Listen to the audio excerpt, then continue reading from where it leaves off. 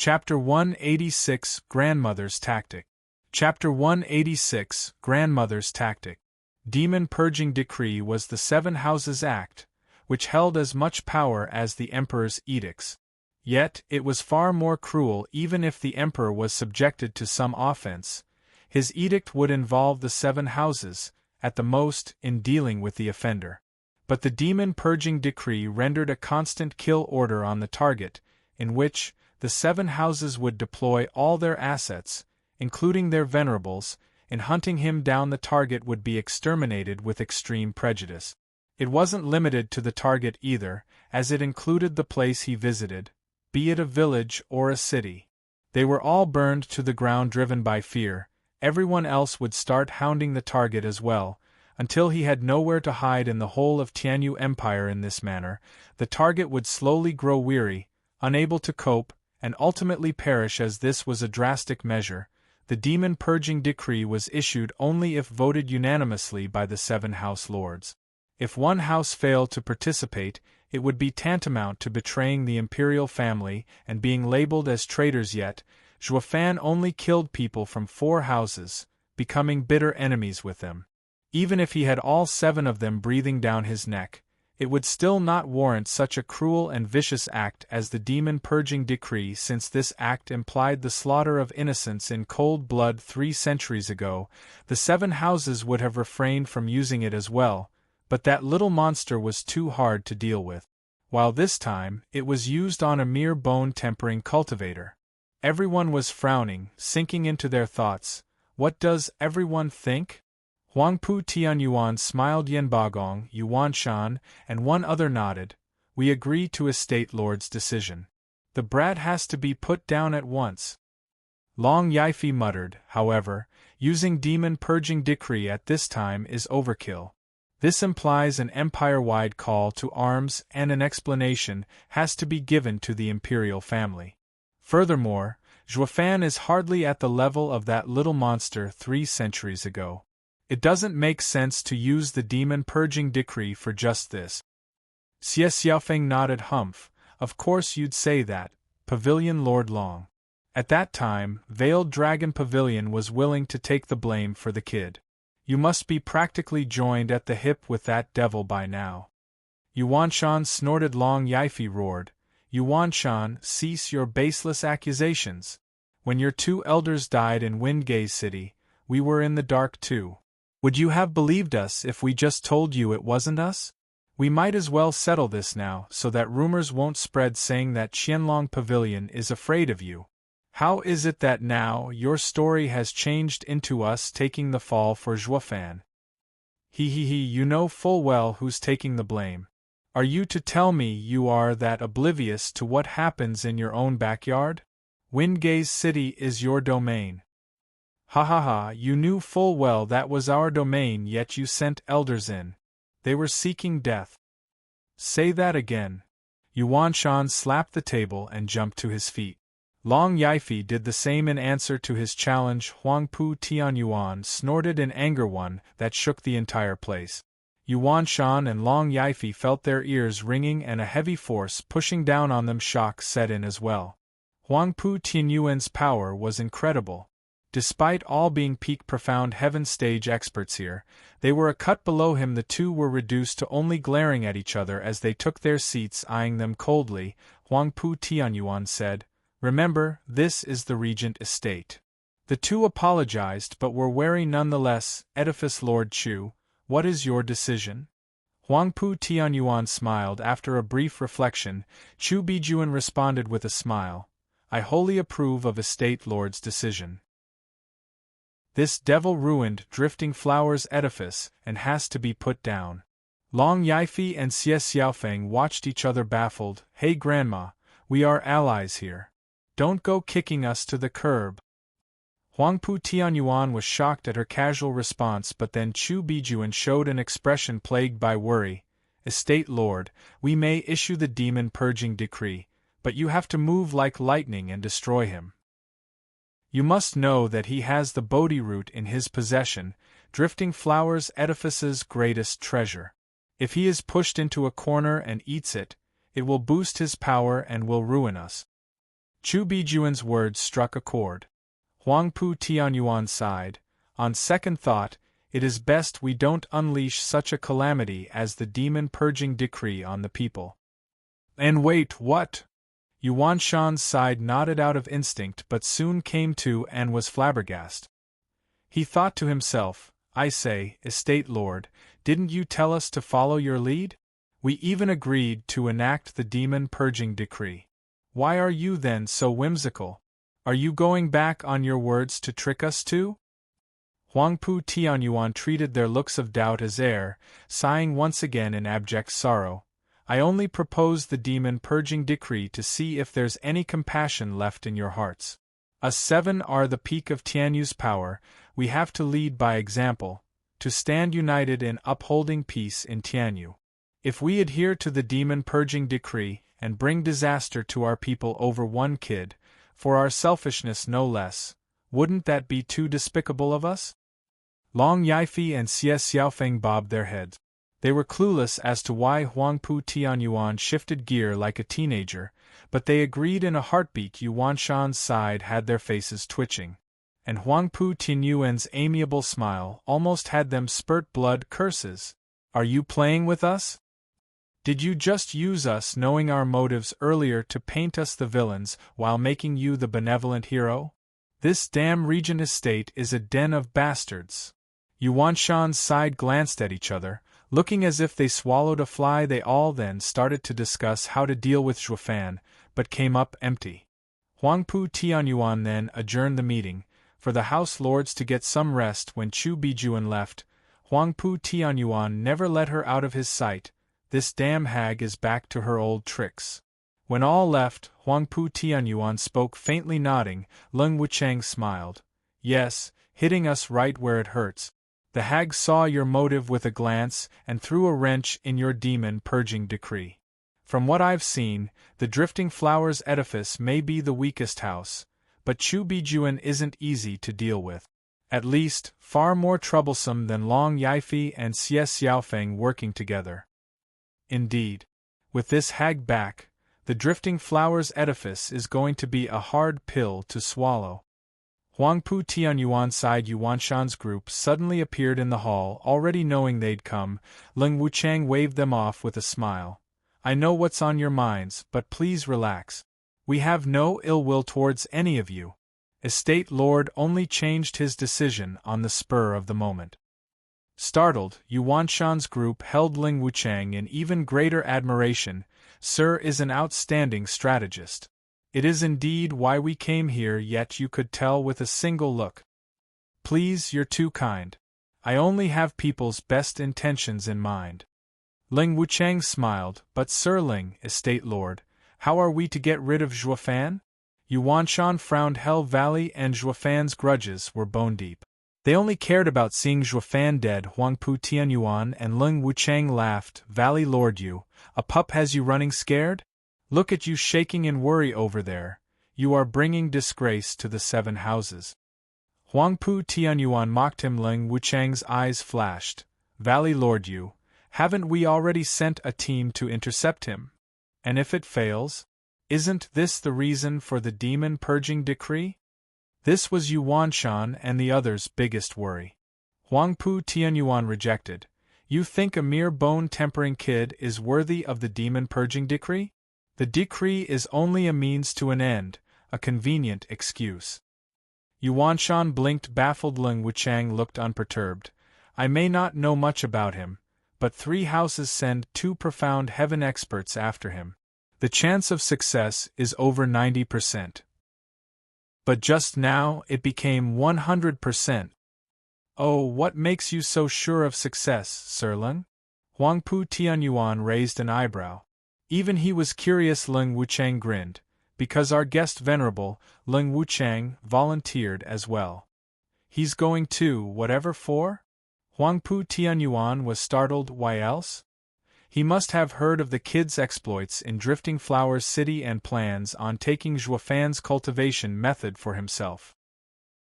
That martial fanatic knows when to be serious only when these things are involved. Humph, what a fool. He is Regent Estate's guest venerable, with imperial tyrant body art at his disposal, and yet here he is coveting an outsider's cultivation method. Huangpu Tianyuan snorted. Leng Wuchang shook his hand indifferently. It doesn't matter. With Elder Li's character, he'll definitely kill the kid afterward. The brat's fate is sealed. Yuanshan's group was overjoyed at the news now that a radiant stage expert set his eyes on Zhuofan. He would die for sure no matter how skilled he was, yet to their complete lack of knowledge of the situation, that giddy radiant stage expert who went to rob and kill, got turned instead. Even Leng Wuchang would be so shocked his eyes would pop out of their sockets. Chapter 187 Return to Windgaze City. Chapter 187 Return to Windgaze City. Also, Yuanshan's group was slowly getting into a mood of celebrating Zhuofan's death. Meanwhile, the one-armed fifth elder was shedding tears of vindication. However, this stopped when Leng Wuchang shot them a look. You all need to proceed to Windgaze City. The smile froze on the four, and Yuanshan turned his head mechanically, with a bright smile to offer the two, Estate Lord, Sir Ling, haven't we been keeping watch of Windgaze City just so we could get rid of Zhuofan? Why do we need to attack that place now that Zhuofan is out of the picture? Fool! Huangpu Tianyuan barked, his eyes cold. That's the place that gave birth to Zhuofan, and there's a good chance for a second, a third, maybe even a 10th Zhuofan to rise. Rather than deal with that mess, we need to level that clan. Furthermore, Huangpu Tianyuan's tone shifted to a darker one. Have I ever gone back on my words? You did exactly that just now. Shivering, Yuanshan's group complained in their minds, but they were on their best behavior on the outside. Bowing to Huangpu Tianyuan again, they then left. Send them a message. It's time for them to begin. Huangpu Tianyuan nodded, pleased. Once the four were out of sight of the hall, Yuanshan stomped in rage. Who does Regent Estate think they are to use us as messengers? Yeah, the Emperor banned us from Windgaze City 2 years ago. Regent Estate wants to test the imperial family's limits and doesn't dare go himself. So, he is making us face the danger. What an abominable man! Yen Bagong gnashed his teeth. Lin Ruffing furrowed his brow in worry. But we will be offending Regent Estate if we don't go. And if we do, we will incur the imperial family's wrath. What is the better choice? They stared at each other for a long time but came out empty as they sighed. The imperial family may be a frail tiger now, but that didn't mean one should start groping its tail. If by some chance they touched a sore spot, the weak tiger would snap back at them. The three houses would feel the fangs and claws of the imperial family and would have no place to hide in the empire. Go to hell, Regent Estate. Each of them was thinking along the same lines, but none dared to turn Huangpu Tianyuan down. Fifth Elder continued, Valley Lord, we should choose the lesser of two evils. We don't know if the imperial family will act if we move in on Windgaze City. But going against Regent Estate will have Huangpu Tianyuan on our back. And you know his short temper.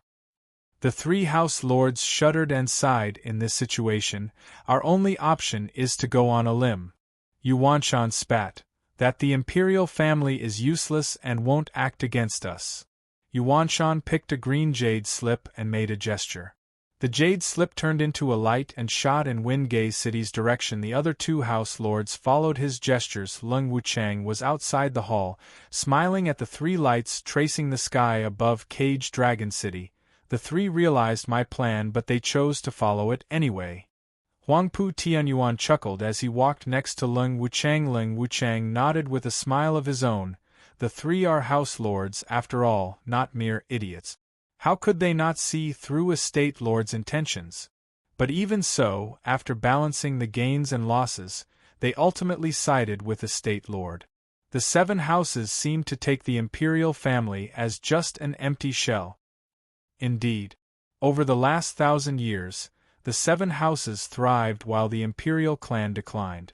It reached a point where the current emperor is the weakest this empire has ever seen. A great opportunity presents itself to us. Huangpu Tianyuan grinned and showed his ambition. If the imperial family remains passive even after the Battle of Windgaze City, then I can enact the demon-purging decree and purge all outsiders while unifying the 7 houses. I will ultimately control the whole land. Ha ha ha, with the 7 houses under you, not even the 4 pillars can stand in your way. I would like to be the first to congratulate the estate lord for taking the throne. Ling Wuchang gave a deep bow. Huangpu Tianyuan laughed, having his ego stroked, then helped Ling Wuchang up. Ling Wuchang, you are the genius of this generation yet, chose to become my steward, helping regent estates rise to glory. I hereby vow that once I ascend the throne, I will make you the head of the 4 pillars. I am most grateful for estate lord's kindness. Ling Wuchang bowed again as hope flickered in his gaze. Once elderly kills Zhuofan and brings back the Bodhi root. I will assist estate lord in obtaining the 9 dragons' diamond body. Not even the imperial family's 5 divine dragons will be able to harm you then. You will truly wield ultimate power and rule above everyone. But won't that martial fanatic catch an interest into that worldly treasure? Or would he just throw it away? Ha ha ha, you must be jesting, estate lord. Elderly is only a martial fanatic and not a complete idiot. How could he throw away such a treasure? Of course he'll return it to us. And with Elder Li's ability, Zhuofan will have no opportunity in damaging the treasure at all. Rest assured, estate lord. Ling Wuchang and Huangpu Tianyuan started laughing together.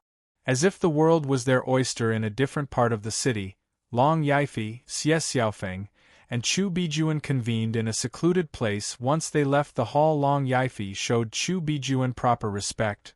Grandmother, what has gotten into Regent Estate? Could you please enlighten me? This also concerned Xie Xiaofeng deeply. They knew Regent Estate was up to something, and it was not good by the looks of it, but he couldn't make heads or tails of it. Grandmother sighed and shook her head.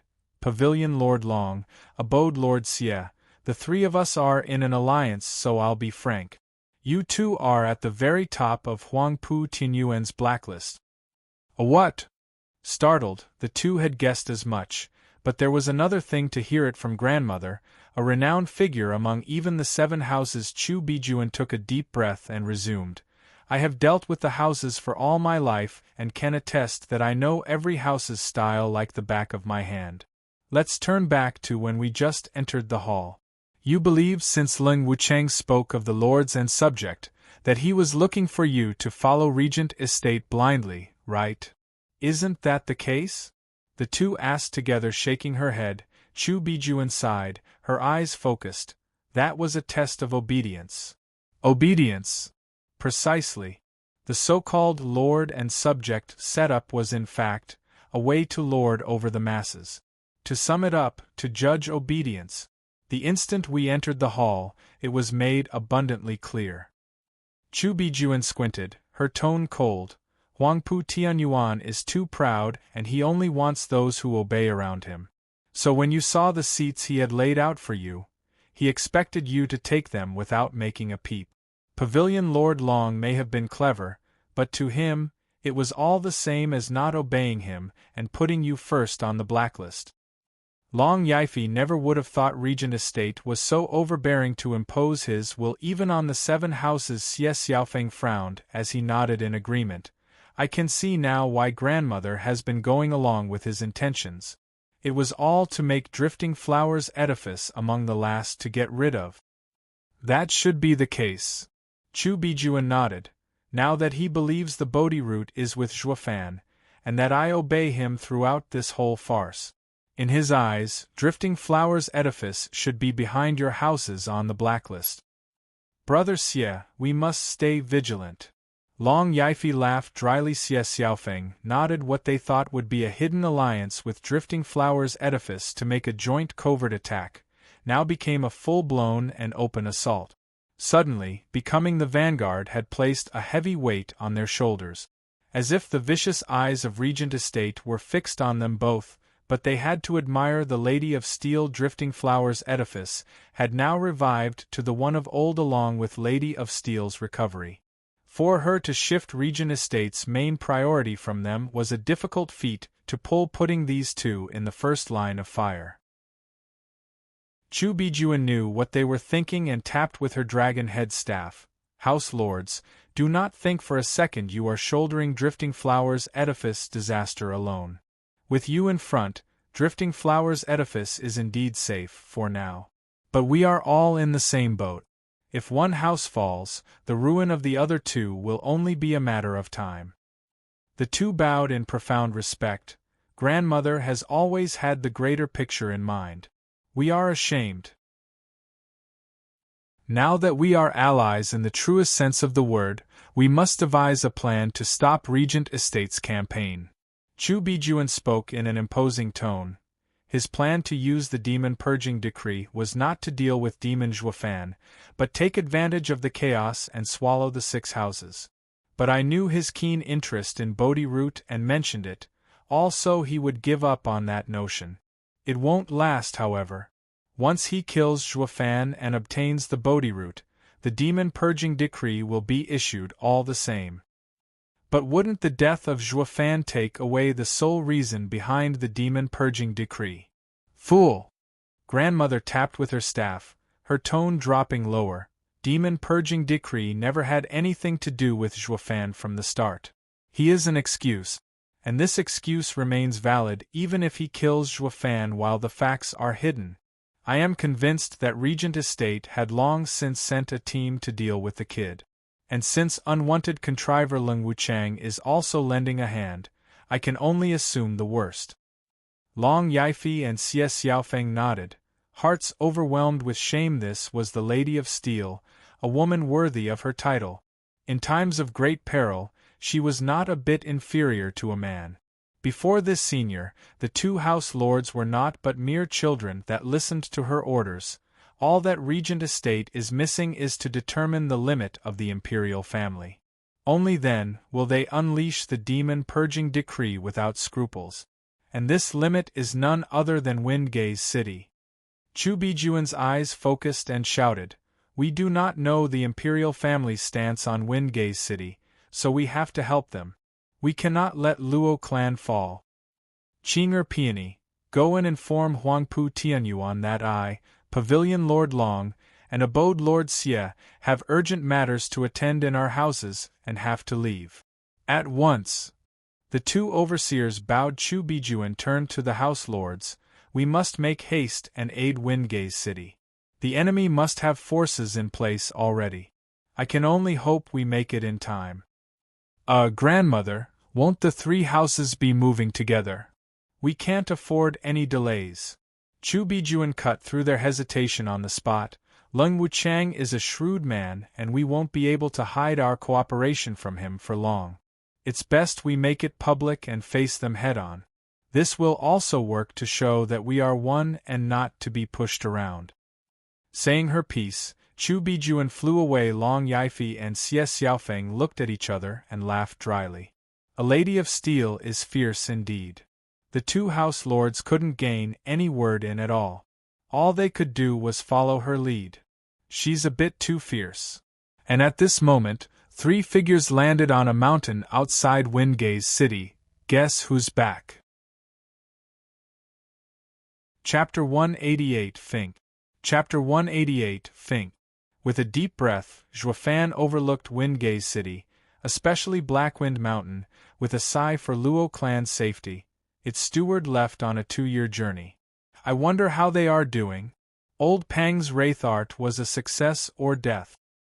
Zhuofan's mind was filled with thoughts the nearer he got. He didn't realize when the Luo clan got to be so important to him. Elderly, you're not pulling my leg, are you? Regent Estate truly cancelled the demon purging decree? Vicious Pill King was on pins and needles all the way to Windgaze City. Li Jingtian forced a smile. This guy had asked him 100 times already, but no matter how he explained it, he'd come back to ask again and again, getting on his nerves. His eyes snapped on Vicious Pill King and roared, "Kid, you're so old yet nagging me like a midwife. This will be the last time I'll tell you. I came voluntarily after you, not because Regent Estate issued the demon purging decree. At least, not before I left. If you ask me one more time, geezer, I'll tear your mouth off. Vicious Pill King jerked from fear. He remained quiet, but worry still plagued him. Zhuofan had also got to know what the demon-purging decree entailed this past 2 weeks, and could feel Vicious Pill King's distress. Radiant stage experts were the ultimate power of any house, and the only way to use them was through a demon-purging decree. Zhuofan was certain Li Jingtian didn't come because of it, and lying to him was impossible. This martial fanatic really came just to steal cultivation methods, or the moment the old man saw them, Zhuofan fight instead of letting himself be captured. Elder Yen, relax. Even if the demon-purging decree is released, it won't be anytime soon. We will still have time to prepare. Zhuofan smiled. A sudden ripple spread from Windgaze City. Vicious Pill King was still out of it, but the other two felt it. Radiant stage. Their faces took a darker tone, especially Zhuofan. Is demon-purging decree really in effect? It was all too sudden. He and the elders had ways to safeguard themselves, but the Luo clan was powerless. Zhuofan nodded at Li Jingtian, who searched with his soul. Under the cover of Li Jingtian's soul sense, Zhuofan released his own. This would make the other side only notice Long's discerning field while Zhuofan's was still hidden. This would give him a good opportunity to lay some traps if the other was an enemy. At any given time and place, Zhuofan hid his cards to make a deadly strike on any who came after him. Li Jingtian had to admire Zhuofan for his behavior. It was the first time he saw the kid this vigilant. While Li Jingtian was a martial fanatic, Zhuofan would be a high-functioning sociopath, with killing always on his mind, but that stemmed from Zhuofan always meeting difficult opponents. At the end of it all, Zhuofan was still standing while all the others around him lay dead, and since the first thing that came to Zhuofan's mind was killing, those people had to exhibit just a brief lack in judgment and their lives were forfeited. Li Jingtian secretly signed, holding Zhuofan in even higher regard, 3 radiant stage experts. Li Jingtian frowned. Zhuofan nodded. 2 in the 3rd layer and 1 in the 4th. Not to mention, there are many profound heaven experts around as well. Wait, there's also those 2-inch. Zhuofan snickered all of a sudden. I knew they were garbage, but had no good excuse so far. But this time, humph. Zhuofan observed Blackwind Mountain in the distance. A glance was enough to reveal that the arrays he set up were activated. Easing his worries, Blackwind Mountain still holds. Well, I'll be, Luo clan is no pushover. Just from not being able to see through the arrays, I can tell it's no less than at a Regent Estates level. Even a radiant stage will have his work cut out for him. Li Jingtian scanned the Blackwind Mountain as well. The minute Vicious Pill King heard something about radiant stage experts being involved, he jumped the gun. 3 radiant stage experts in one go. This must be the demon-purging decree. Elder Yen, stop whining. Demon-purging decree has nothing to do with this. Zhuofan saw Vicious Pill King hysterical and shook his head. They would have attacked before the arrays were activated if the demon-purging decree was declared. But look at them, they're still waiting for orders. But why else are radiant stage experts included if not because of demon-purging decree? Because of me. Zhuofan shot him a look. To make sure I stay dead, they laid a trap. Everything is taken into account, including the intervention of Veiled Dragon Pavilion. I can say for sure that once I set foot in Windgaze City, those 3 radiant stage experts will take my life. However, a creepy grin found itself on his lips as Zhuofan turned to Li Jingtian. They'll never guess I still have a radiant stage expert on my side, and a 6th layer body cultivator to boot. Ha ha ha, with me here, these pups won't take one hair from you. Li Jingtian laughed and jutted his chin with a raised eyebrow. Zhuofan said evilly, Why stop there? Elderly, that would be a walk in the park for you. Li Jingtian pondered carefully, and his eyes took a savage tone. Then I'll just kill my way in and put them in their place. No. Zhuofan smiled. Li Jingtian was confused. Steward Zhua doesn't trust my strength? Humph, forget about these weak bastards, when not even a radiant stage expert at my lair can take 3 hits from me. Li Jingtian's tone was mighty enough, but unclear if from confidence or overconfidence. Zhuofan, however, still had the same smile. And what if I want elderly to kill them as well? That, Li Jingtian frowned as he smoothed his beard in predicament. Killing those weaker than him was easy, but doing the same for those in the same stage was a whole nother matter. Taking Windgaze City's battle as an example, Veiled Dragon Pavilion's 3rd and 5th elders were far stronger than Hell Valley's elders, but unable to kill him no matter how they tried. It was all thanks to Zhuofan's schemes, taking advantage of the enemy's carelessness, that he killed 2 elders. This was also why Veiled Dragon Pavilion was in so much uproar then. When someone stronger couldn't kill them, Zhuofan up and pulled off such an impossible feat while 2 stages below. Not once, but twice, and now Li Jingtian was finding it hard to answer Zhuofan's request. Grinning diabolically, Zhuofan's eyes were on him. Elderly, I seem to recall you are still Regent Estate's guest venerable. Steward Zhuo, my intentions are real. Li Jingtian was just about to explain his loyalty when he caught onto Zhuofan's sneaky meaning. Precisely. No one yet knows of you standing with the Luo clan, so? Zhuofan got closer to Li Jingtian's ear, who nodded now and then. Once done explaining, Zhuofan stressed, remember, don't go rambling about once inside. Slap them a couple of times and tell them to lay siege on the mountain. Got it. It's been so long since I played this role. Ha ha ha. Li Jingtian flew straight for Windgaze City. Zhuofan grinned, disregarding Vicious Pill King's facial expression. He, when one looks for a Fink, quality is always preferred. And the ones you have found are some I can't wait to get rid of. Vicious Pill King had no clue what he was raving about as Zhuofan pulled him towards Blackwind Mountain. Elder Yen, I'll take you to see the clan. Vicious Pill King's eyes sparkled and nodded. It is finally time to see the legendary clan. Meanwhile, in Windgaze City's Sun Clan's manor, those poor quality Finks Zhuofan mentioned, Kai Rong and Kai Shouting, were sitting in a small room with evil looks. Humph. To hell with the Sun Clan, and to hell with Hell Valley. We've been running around Blackwind Mountain for so long, and even drew them a map. It's not our fault they couldn't see the guarding arrays, yet now, they give us the silent treatment.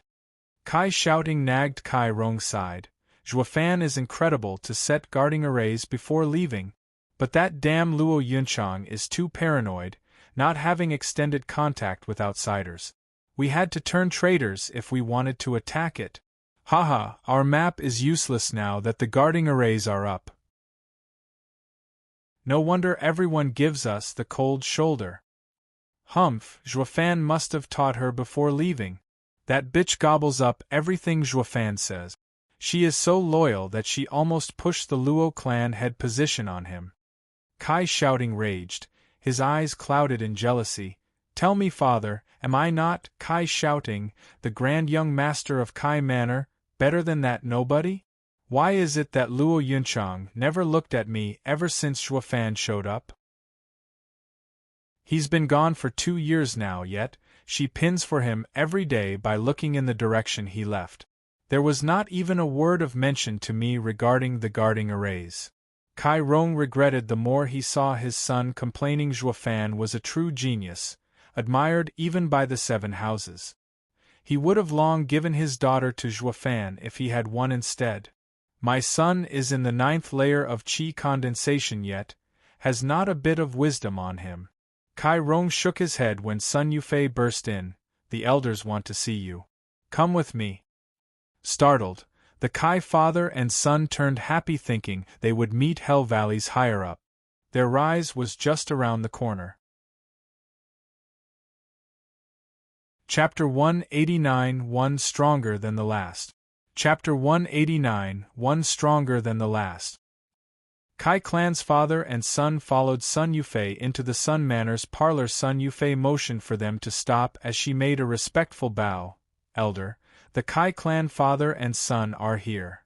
Let them in. The cold voice sent shivers down the father and son's spines. Shuffling behind Sun Yufei with the courage of a mouse, they were about to meet a man of great power in the 7 houses, a grand profound heaven expert. One word from him would send their heads tumbling. They only just stepped through the door, and their knees hit the floor, soon followed by their heads. Salutations, elder. I am Kai Rong, head of the Kai clan, and he is my son. Sun Yufei couldn't help but frown. She used to think Kai Shouting was a distinguished man of valor and pride. Only to find he had not one single bone in his back. She was the one leading them, yet, instead of letting her make her own gesture of respect first, they cut in front of her.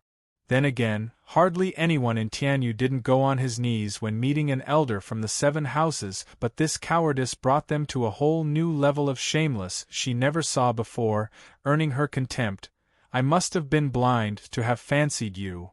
The feelings were mutual for the middle-aged men sitting in the chairs across, holding them in even worse regard. Ha ha ha, this pair knows how to choose sides. The voice on their left made the Kai clan father and son look. It isn't just one Hell Valley elder that came this time. What they saw was an old man with blue hair nodding at them. He was mocking, being satisfied, and flashing in his eyes gave the father-son duo a weird feeling. Yan Zhenglan, if you find them so capable, why not take them under Pill King Hall's wing? The man in the center teased. Yan Zhenglan shook his hand and laughed. You Laolu, isn't it a bit rude to push these men who came to Hell Valley? Even to an inferior clan such as theirs, credit must be given where it's due, and take them in your care. When a dog wags its tail, a master ought to throw it a pound of flesh, no? What are you guys doing wasting time on these fools? Ask what we came here for and let's get on with it. House Lord's messages could arrive any day now. The rude voice came from the twos right this time. They turned cautiously and saw a stout man with a beard in a blue robe and of imposing presence, another profound heaven expert. Ha ha ha, what crawled up your ass and died? Yu Laolu dismissed him with a smile. Lin Yueluan, among us 3 houses, Mary Wood's grudge with Zhuofan is the smallest. So just sit tight. Maybe Zhuofan has already been dealt with, and we won't be doing any attacking. We're not allowed to be here anyway. The other 2 caught his meaning, and shivered a nod. The 2 from the Kai clan had long been sweating buckets. What the hell is wrong with this world? Why are 3 of the 7 noble houses here? I only recall swearing fealty to Hell Valley, not to 3 of them. Are we such a hot commodity that they're fighting over us? Ha ha ha, as if. Zhuofan. They must have come here for revenge. Kai Rong gnashed his teeth, the hatred for Zhuofan burning even hotter. In this backwater place, Lei Yuding handled the intelligence of the Luo clan, while the father and son remained in the dark regarding Zhuofan's exploits in the outside world. He was smart enough to guess Zhuofan poked his nose where he shouldn't to end up with 2 more houses on his tail. Wasn't that clear enough? He wanted to make it hard for these 2. Couldn't you have offended anyone else instead of the 7 houses? The original plan was to work from the darkness with the Sun clan for the Hell Valley and wipe out the Luo clan, presenting Windgaze City as a welcome gift. But the plan went up in smoke as Hell Valley suffered a crushing defeat instead. The Imperial family's secret pearl order can go to hell for all I care. The 8th house is going to be the Luo clan, not my Kai clan. Why the hell should I give my life for them? But the arrival of Pill King Hall and Merrywoods told him their hatred for the Luo clan was no less than Hell Valley's. Why else would 2 great houses travel thousands of miles to Windgaze City, even when the Imperial family had put a ban on this area? In short, 1 house's ire became 3 houses' wrath. Selling the Luo clan out might have been able to appease 1 house's anger, but when there were 3, even if the Luo clan was burned to the ground, the remaining rage of the other 2 houses would be shifted onto the father and son. After all, they were once part of the Luo clan, no? Kai Rong was on the verge of crying. Zhuofan is a genius to stir 3 hornet nests. What the hell did you do to offend 3 houses in just 2 years? The 3 elders didn't know the anguish and sorrow plaguing the poor father and son, not that they cared. Yan Laolu sipped his tea and shouted, Kai Rong, begin by telling me of the experts hiding in the Luo clan. Kai Rong was out of it for a second, then bobbed his head, on the verge of hugging their legs and begging for mercy. As for getting rewarded for his merit, that was long forgotten, elders. The Luo clan is a second-rate clan at best. Only Grand Elder Lei Yuntian is a profound heaven expert, one that advanced 2 years ago. As for his goddaughter, Lei Yuding and Captain Pang, they are all in the bone-tempering stage. While the Luo clan orphans, Luo Yunhai and Luo Yunchang, are even weaker. The rest are inconsequential, beneath elders' attention. Kai Rong blurted out as fast as he could, sometimes pausing, letting Kai shouting join the explanation. They spilled the beans on anything and everything that happened in the Luo clan over the past 2 years. The 3 elders looked at the two somewhat awkwardly. They all have seen their fair share of snitches, but never ever someone as useless as these two. How did they even keep their vassal clan status? That's all. We have no need to know what flowers you planted on the mountain. Scratching his nose, Eulaolu said, "What of the 4 arrays? Do you know how to shut them down or how to avoid them?" Zhuofan has set them up before his departure. We know nothing about them. Only after betraying the Luo clan did we find out of the array's existence. You have to believe me, elders. Fine, we believe you. To Kai Rong's panic, Eulaolu gestured for him to stop. How could the 3 elders not believe such dedicated traitors? The elders nodded. They had a rudimentary knowledge of the Luo clan, so there was no point in asking further. Knowing how the 2 planted flowers behind the mountain or staking out the latrines for days on end would probably, most definitely, not reveal some groundbreaking secret. They thought just as they were about to ask the 2 to leave, 3 men suddenly broke in and the elders got shocked and rushed to bow. Greetings to the 3 venerables. What? Venerables? Isn't that a radiant stage expert? Gasping, Kai Rong brought his head even lower. He was so shocked he almost had a heart attack. Never had he entertained the notion there would be one here, much less see one in person. The only one they ever saw was the jade flute divine sword, Feng Qiubai. That man was following the 3rd prince, and it was clear that he had no ill intentions towards them, while these 3 venerables wouldn't be as tolerant, killing them at a whim if they wanted to. The 2 didn't shiver in fear before the elders, but were now rooted on the spot. The venerables couldn't care less about ants. Fixing their eyes on the elders, we detected 3 men outside Windgaze city.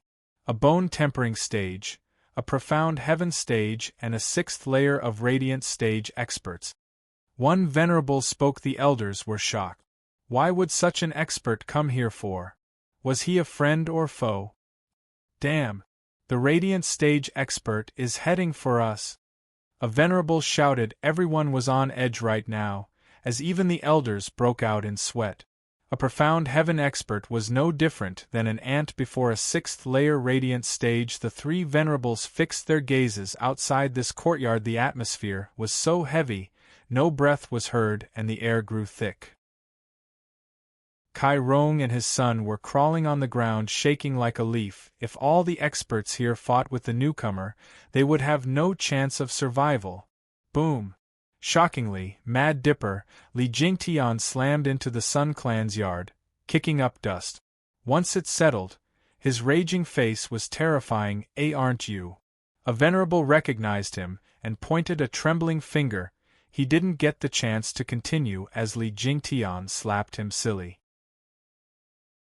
The venerable was bent over as Li Jingtian shouted, "Fools, why haven't you attacked yet?" The others were dumbstruck, not caused by Li Jingtian's booming voice, but the suddenness of his slap. Who was this man to slap a high and mighty radiant stage expert, a venerable? Kai Rong and his son were paralyzed. Today had been an eventful day for them, to say the least. In the span of only 15 minutes, one stronger than the next kept popping up. It all culminated with the arrival of a radiant stage expert slapping a 7 houses venerable silly. Chapter 190. I told you to attack that mountain. Chapter 190. I told you to attack that mountain. All stood still as statues, not breathing, and mouth agape the slapped venerable wobbled then held his swelling face. Despite the rage coursing in his veins, he chose only to give a hateful stare. Why you're that guest venerable from Regent Estate, Mad Dipper Li Jingtian. Why are you here? Didn't Regent Estate choose to stay out of this? More importantly, what's the meaning of this? The others gasped, with Kai Rong and his son appalled. No wonder he dared throw his weight around. He's from Regent Estate, the head of the 7 houses. But why would the Regent Estate take an interest in this backwater city? Don't tell me. That blasted Zhuofan went and stepped on Regent Estate's toes? Kai Rong felt woozy. That filthy mongrel is nothing but trouble. This goes beyond only me dying, my entire clan will be uprooted. It suddenly hit him that even if he hadn't sold out the Luo clan, Zhuofan would sooner or later have them disposed of. 2 years of hard work and schemes had just gone down the drain. Of course. Li Jingtian snapped back in a higher tone. You have the gall to question me? If you weren't standing around with your hands down your pants, Zhuofan wouldn't have sneaked through that array that even my soul sense can't penetrate. What? Zhuofan escaped from 6 profound heaven experts and yourself. You're saying he's back? Why haven't we noticed then? Another venerable cried out. Li Jingtian stared him down, before giving him a resounding slap as well. Be quiet, or people might think you're an idiot. They were all too shocked to even speak. Elder Li was just as the rumor painted him to be, a mad dipper, and had an even worse temper. Especially now that a bone-tempering cultivator like Zhuofan actually slipped through his fingers. Opening one's mouth now would only make one a target, and you went ahead and pointed out his failure. No wonder you got slapped. What they didn't stop to think about, however, was that all of this was part of Zhuofan's cunning plan. Looking at it from a different angle, Li Jingtian's sudden arrival in Windgaze City was full of warning signs. Putting aside the fact that Zhuofan slipped past a 6th-layer Radiant Stage expert like Li Jingtian and returned to Blackwind Mountain, and not even the 3 Radiant Stage experts felt him. There was clearly something off about this. In spite of all the glaring faults, Li Jingtian's venting scared all these suspicions away from their minds. It devolved into taking Li Jingtian's words as solid gold. This way, Zhuofan had them all follow Li Jingtian into his trap. Every able body is to follow my lead and attack that mountain. Li Jingtian barked as his cold eyes swept them. The 3 venerables hesitated with a frown. Elderly, we have yet to get word from the House Lords. We can't. Cut the crap. Why have the 3 of them sent you here if not to get that damn Luo clan? And Li Jingtian emphasized with another resounding slap. I am here, so why are you still frickin' hesitating? I told you to attack that mountain. Do it and you'll gain merit for it. Don't. Li Jingtian snorted twice for good measure and flew at Blackwind Mountain. The 3 slapped venerables looked at each other in consternation. They finally gnashed their teeth and followed. Their reticence was about Regent Estate using the 3 houses to test the imperial family's limit. So, the Regent Estate had sent 2 of their elders to kill Zhuofan and not a single one of their men to Windgaze City. It was the same as saying, they had no hand in this if it went belly up. So, the 3 venerables were awaiting their House Lord's orders. But now, Li Jingtian came, who represented Regent Estate. Since he dared to attack, they had to follow. At worst, the Regent Estate would be leading the charge. This sounded like a solid plan to the 3. As they only had their house's benefits in mind, they chose to put all the discrepancies aside. For example, they clearly sensed 2 more people with Li Jingtian before. They had questions like, who were they? And if he chased Zhuofan all the way here, why was one of them in the bone-tempering stage? However, they chose to ignore all these important and obvious issues, or more aptly put, they'd never speak up even if they did come to mind. After all, were Li Jingtian's slaps so refreshing that they wanted more? This way, the 3 cowardly venerable came aboard Li Jingtian's rocky ship on the 3 elders' side. They could only laugh bitterly and follow as well. Now that their venerables joined the front, they had no excuse not to. The only ones left were 3 people, Kai clan's father and son, as well as Sun Yufei. Kai Rong sighed as he followed the experts fly away. Today opened my eyes. I've never seen so many radiant stage experts in one place before, and even a venerable from the great regent estate is here. One stronger than the last. Even those 3 profound heaven elders were naught but ants before the 4 experts. Humph, look who's talking. Who was it that was shaking in fear earlier? Sun Yufei made her contempt known. Kai shouting was annoyed. Sister Yufei, Kai clan has always been on friendly terms with the Sun clan. Why are you suddenly so antagonistic towards my father? Humph, you're no different either. A deadbeat. You, Kai Shouting's face was aflame from rage, his knuckles white. It was obvious he couldn't put a lid on his anger, and wanted to take this former goddess of his down a peg, but a sudden sound made Sun clan head's arrival known. He turned his attention from the big hole made from Li Jingtian's landing to the empty yard. What happened? Where are the elders? Sun Yufei chose to ignore Kai Shouting and explained to Sun clan head what happened. Sun clan head grabbed Sun Yufei and livened his step. Yufei, we're going to Blackwind Mountain. Whatever for? Sun Yufei was stunned. Foolish girl, it's to cheer on the elders and venerables, of course. Sun clan head laughed. Remember, if you want any of them to notice you, you have to put on a decent show. Kai Rong raised an eyebrow and dragged his son along as well. Dad, are we? As if the Sun clan lorded over us all because they had a relative in Hell Valley. With 3 elders and 4 houses venerables here fighting, it is our best chance at making ties with one of them. The Sun clan had Hell Valley's backing and, who knows, we might get Regent Estate as a sponsor. We'll see then how tough they'll act around us. Kai Shouting nodded fiercely. Dad, you're right. Will that son bitch dare look down on me then? Kai Shouting felt himself filled with the desire to fight, putting more power in his legs and going faster than even his dad. Kai Rong relaxed seeing him. My child is all grown up. This way, the 2 clans outdid themselves in kissing the asses of the 4 houses. They were afraid these backers of theirs might get snatched by someone else. Inside Blackwind Mountain's hall, a pale Luo Yunchang sat cross-legged. She had worked hard in her cultivation these last 2 years, but she was still only a peak chi condensation cultivator. For one person to sustain 4 large arrays day in day out was a heavy burden. Next to her was Lei Yuntian, as well as Captain Pang and some others. Seeing their usually healthy and energetic young miss now looking haggard, pain laced their hearts. Young miss, please take a rest. They arrived in Windgaze City for a month now, and still have not attacked. There shouldn't be a problem if you take a breather. Captain Pang's face was filled with black energy as his aura leaked without realizing it. Yet, even so, tears welled in his fierce eyes. Smiling slightly, Luo Yunchang's lips seemed pale, yet her smile ever bright. Sister Lei is still hard at work with scouting, right? The enemy has at least 3 profound heaven experts, along with even stronger people among them. All our attempts to find out more about their side have proved fruitless. I'm afraid if they chose to attack, we might not even have the time to activate the array. Girl, you can't keep this up for much longer. Lei Yuntian sighed.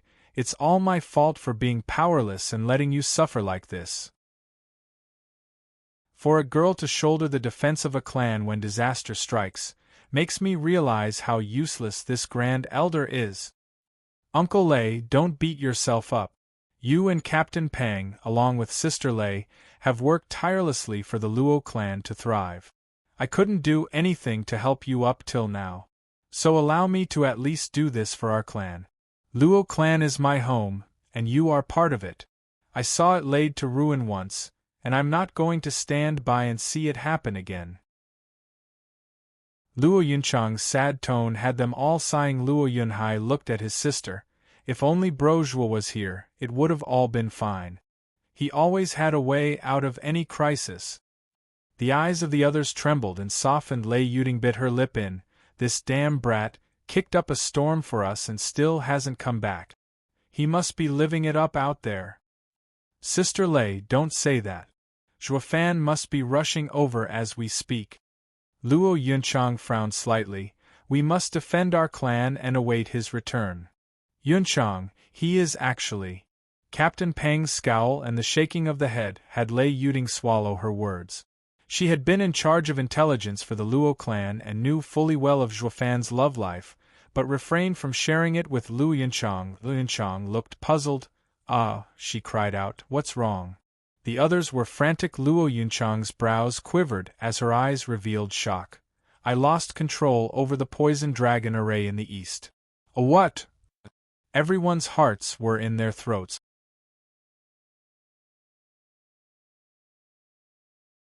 Chapter 191 Stand as One. Chapter 191 Stand as One. Whoosh. 4 figures flashed before Blackwind Mountain, Li Jingtian and the 3 venerables. They watched 4 pillars of different light shoot into the sky. The 4 mists wrapped the mountain so closely the 4 could only sigh when their attempt at scanning it was futile. I am amazed to see such intricate arrays in such a place. It may very well be better than the guarding arrays of our houses. It's hard to imagine how a third-rate clan would know such skill. One venerable sighed. The others did the same, including Li Jingtian, but he did it out of excitement. Why wouldn't he, when this was his new patron? With another sound, Yen Laolu, Yen Zhenglan, and Lin Rufeng arrived as well. Seeing as all joined the war effort, Li Jingtian pointed at the poison dragon array. You 3 elders, go deal with that array. The venerables are with me. Li Jingtian flew into the black flame array in the south. The venerables only shrugged before going after him. As for the elders, they had even less right to complain, especially when the venerables complied. And since he was a Regent Estate's venerable, the aftermath would fall on him anyway. They entered the array but had complete disregard for safety. Humph. A 5th-grade array can't stop a profound heaven expert, least of all 4 venerables. Yu Laolu mocked as they entered the poison dragon array. Damn. On Blackwind Mountain's hall, Luo Yunchang jumped to her feet and made the others grow nervous. What happened? Luo Yunchang took a deep breath to calm down. 4 experts entered the black flame array in the south. They only just entered it and the array is on the verge of collapse. What? The others gnashed their teeth with sinking hearts, and before Luo Yunchang even realized, the poison dragon array got out of her control as well. It was most likely broken through.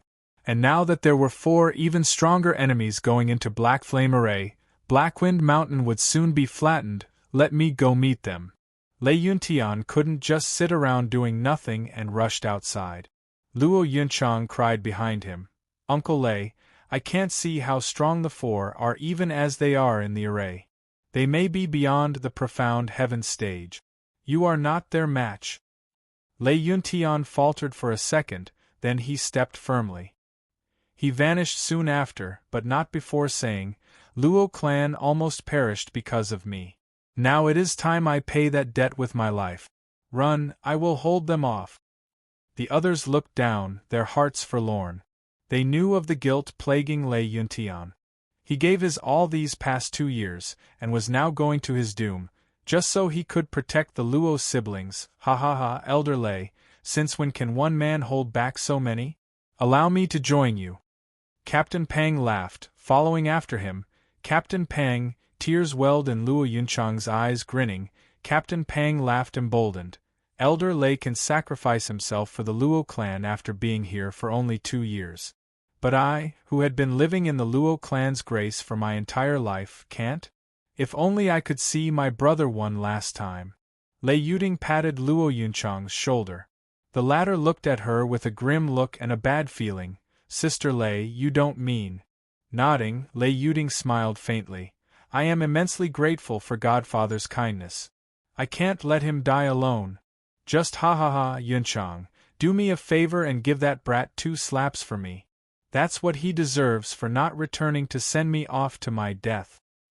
And Lei Yuding left for Black Flame Array. Despite how desolate she looked and unreconciled, perhaps not seeing that man one last time weighed heavier than she realized. Seeing everyone vanish into the mist, Luo Yunchang's eyes grew hazy from tears. Her brother spoke. Sister, are they giving their lives for us? Nodding, 2 trails of tears slowly formed down her cheeks. Luo Yunchang hugged Luo Yunhai as she whispered, Yunhai, we may not have a dad, but we still have a home. They are our family. Look for Brother Zhuo when you're out. He will definitely protect you. Sister, what about you?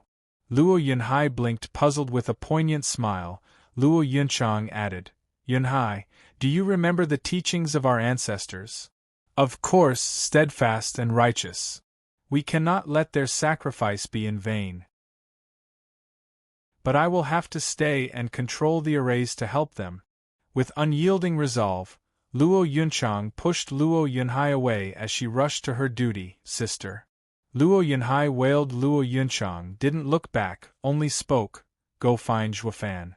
Inside the black flame array, Li Jingtian's group saw the infernal black flames capable of gnawing bones sped towards them. Since they were radiant stage experts, a flick of the wrist repelled such a meager attack flooded by endless flames.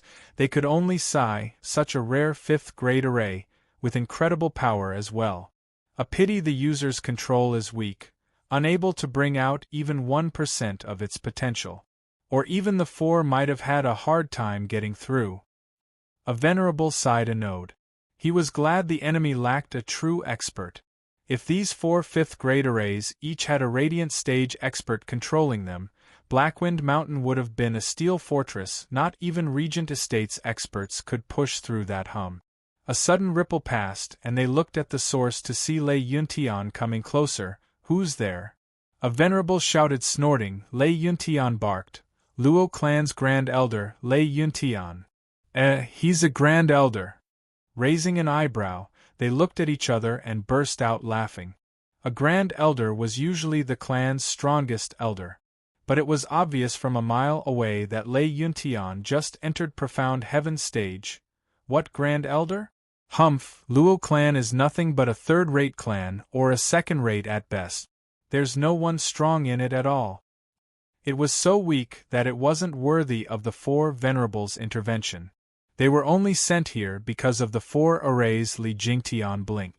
To him, the Luo clan ought to be an obscure clan that was stronger than even the 7 houses. Why does the clan have a freak like Zhuofan, but its elder is so? Then it hit him and secretly laughed.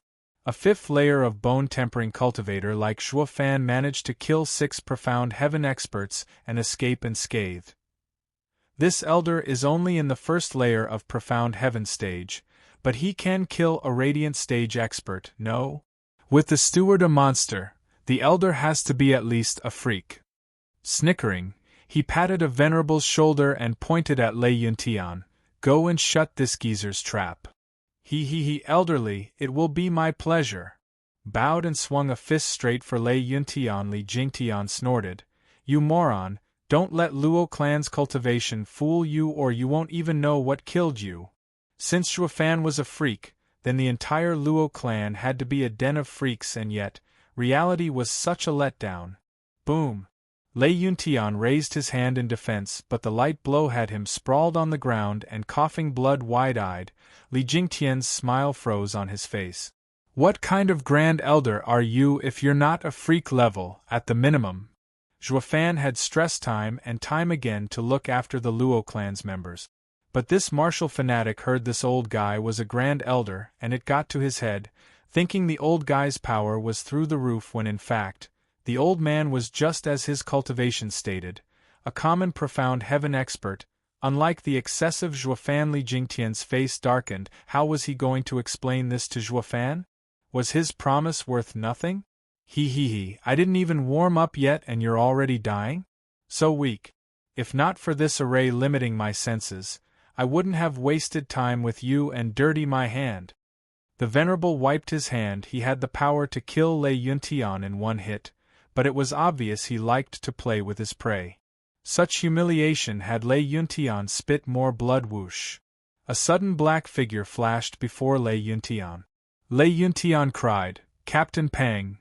Grinning, Captain Pang shouted, when enemies storm the gates, when home is in peril, it is the captain of the guard's duty to defend it. How can I let Elder Lei do it alone? Me as well.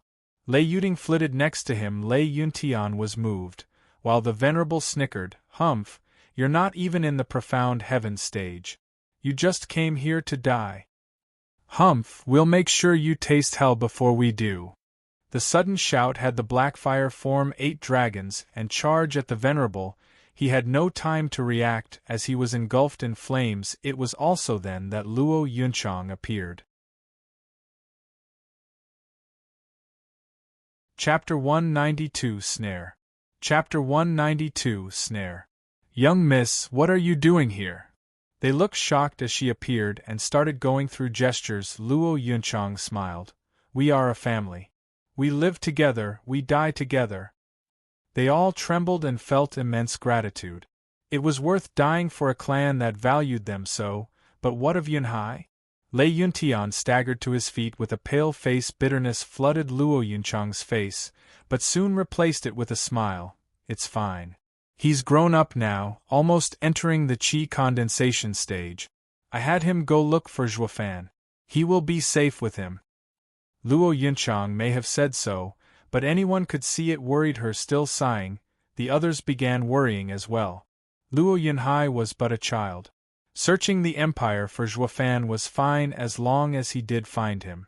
But in this world, danger lurked at every turn. Ha ha ha, are you guys talking about that brat? A cackling came from the Blackfire pyre.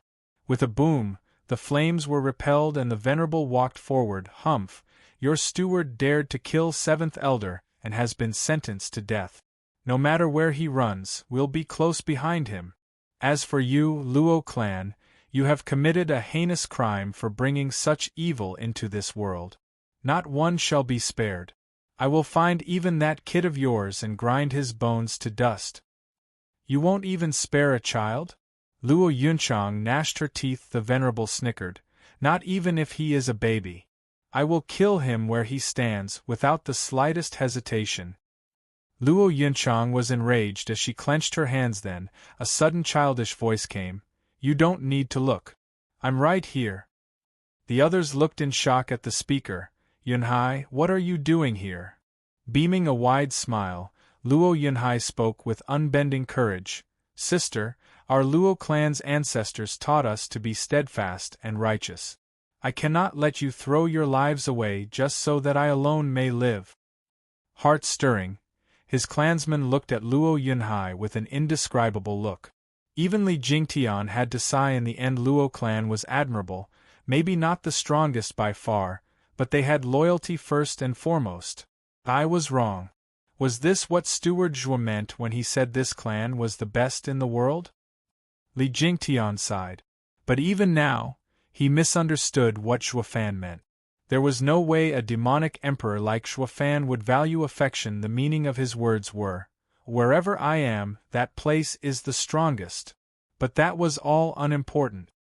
Here and now, Li Jingtian didn't join Zhuofan's gang because he was forced, but from seeing the Luo clan's spirit. He felt that the Luo clan of now was far better than the 7 houses. Ha ha ha, since all of Luo clan is here, then allow me to send you off permanently. With a mad cackle, the Venerable's eyes flashed with bloodthirst, while the other 2 behind snickered. Luo Yunchang's heart was ready for battle. If you want my brother, you'll have to go through me. Luo Yunchang's hands moved. The Blackfire started swirling like a tornado, with that Venerable at its center. She clearly wanted to swallow him in a sea of flames. Blackfire storm. And yet, the Venerable was standing there with an unfazed look as he waited for the Blackfire to storm him from all directions. Then, a soul ripple echoed out, extinguishing the Blackfire into nothing. Luo Yunchang was forced to spit blood, under the anxiousness of her clansmen snorting. The Venerable mocked. This 5th grade array of yours is pretty good. Too bad your cultivation is too low. You're not even a bone-tempering cultivator and your control is sorely lacking. But now you no longer have time for regrets, for I am here to send you on your last journey. The Venerable stretched his hand, making Captain Pang and the rest tense to take the brunt of the attack. He knew very well how fruitless it all was, yet he still wanted to uphold his duty until the very last moment. Suddenly, there were two groans and the Venerable's movement slacked. He turned his head in inconceivable shock. Luo Yunchang was also wide-eyed. Their eyes reflected two blood-red fists coming out of two people's chests. The two Venerables in the back were still laid back and enjoying the drama. They were just about to witness the end of the Luo clan when they suddenly felt their life ebbing from their chests. Jerkingly turning their heads back, their eyes reflected the cold and unfeeling face of Li Jingtian, the elderly warehouse. The dead don't need to know. Snorting, Li Jingtian flicked his hands and the two Venerable fell in pieces. The black fire soon engulfed them and ground them to ashes. Gasping from shock, the last Venerable was filled with suspicion. Why is this Regent Estate's Venerable killing us? I don't remember any of our houses having offended Regent Estate. But the truth was laid out right in front of him. Not only did Li Jingtian murder them, he had planned to do so for the very beginning. After all, no matter how strong he was, it was impossible for him to kill two masters of that cultivation level in an instant. Such a task can only be accomplished by a sneak attack. Elderly, what is the meaning of this? The last Venerable ignored the Luo clan and cautiously sizing up Li Jingtian. The cold and meticulousness of his sudden strike had him filled with dread. It came without warning. Snapping his eyes on the Venerable, Li Jingtian snorted. Fool, are you that thick in the head? You've been duped, strung along. Need I say more? What? The Venerable was overwhelmed but had no time to make sense of anything. Li Jingtian was out to get him, and if he didn't run now, his end was certain. He, a third layer of Radiant Stage cultivator, could flaunt his strength before the Luo clan, but that fell through the instant he faced Li Jingtian, a sixth layer of Radiant Stage body cultivator. It wouldn't take even 5 exchanges before he'd splatter the ground with his blood. Thankfully, their cultivations weren't that far apart and Li Jingtian could do nothing to stop him from running. No sooner thought than done. He bolted to escape the array while Li Jingtian was calmly making hand signs. Suddenly, Luo Yunchang cried as she felt her control over the black flame array wrested from her grip. The black flame array roared to life like an erupting volcano, forming firewalls to box everyone in. The Venerable didn't fly far as the firewalls forced him to retreat. When he looked intently, he was scared out of his mind. The black flame array was suddenly used to its full power. If before there were only some tongues of black fire around, now, there was a sea of lava in every direction. Not even a Radiant Stage expert had hope of getting out now. If just a spark touched him, he'd be soon nothing more than a charred corpse. Shivering from fear, he turned his head to see Li Jingtian making signs. The Venerable stammered, Elderly, why do you know how to use the array?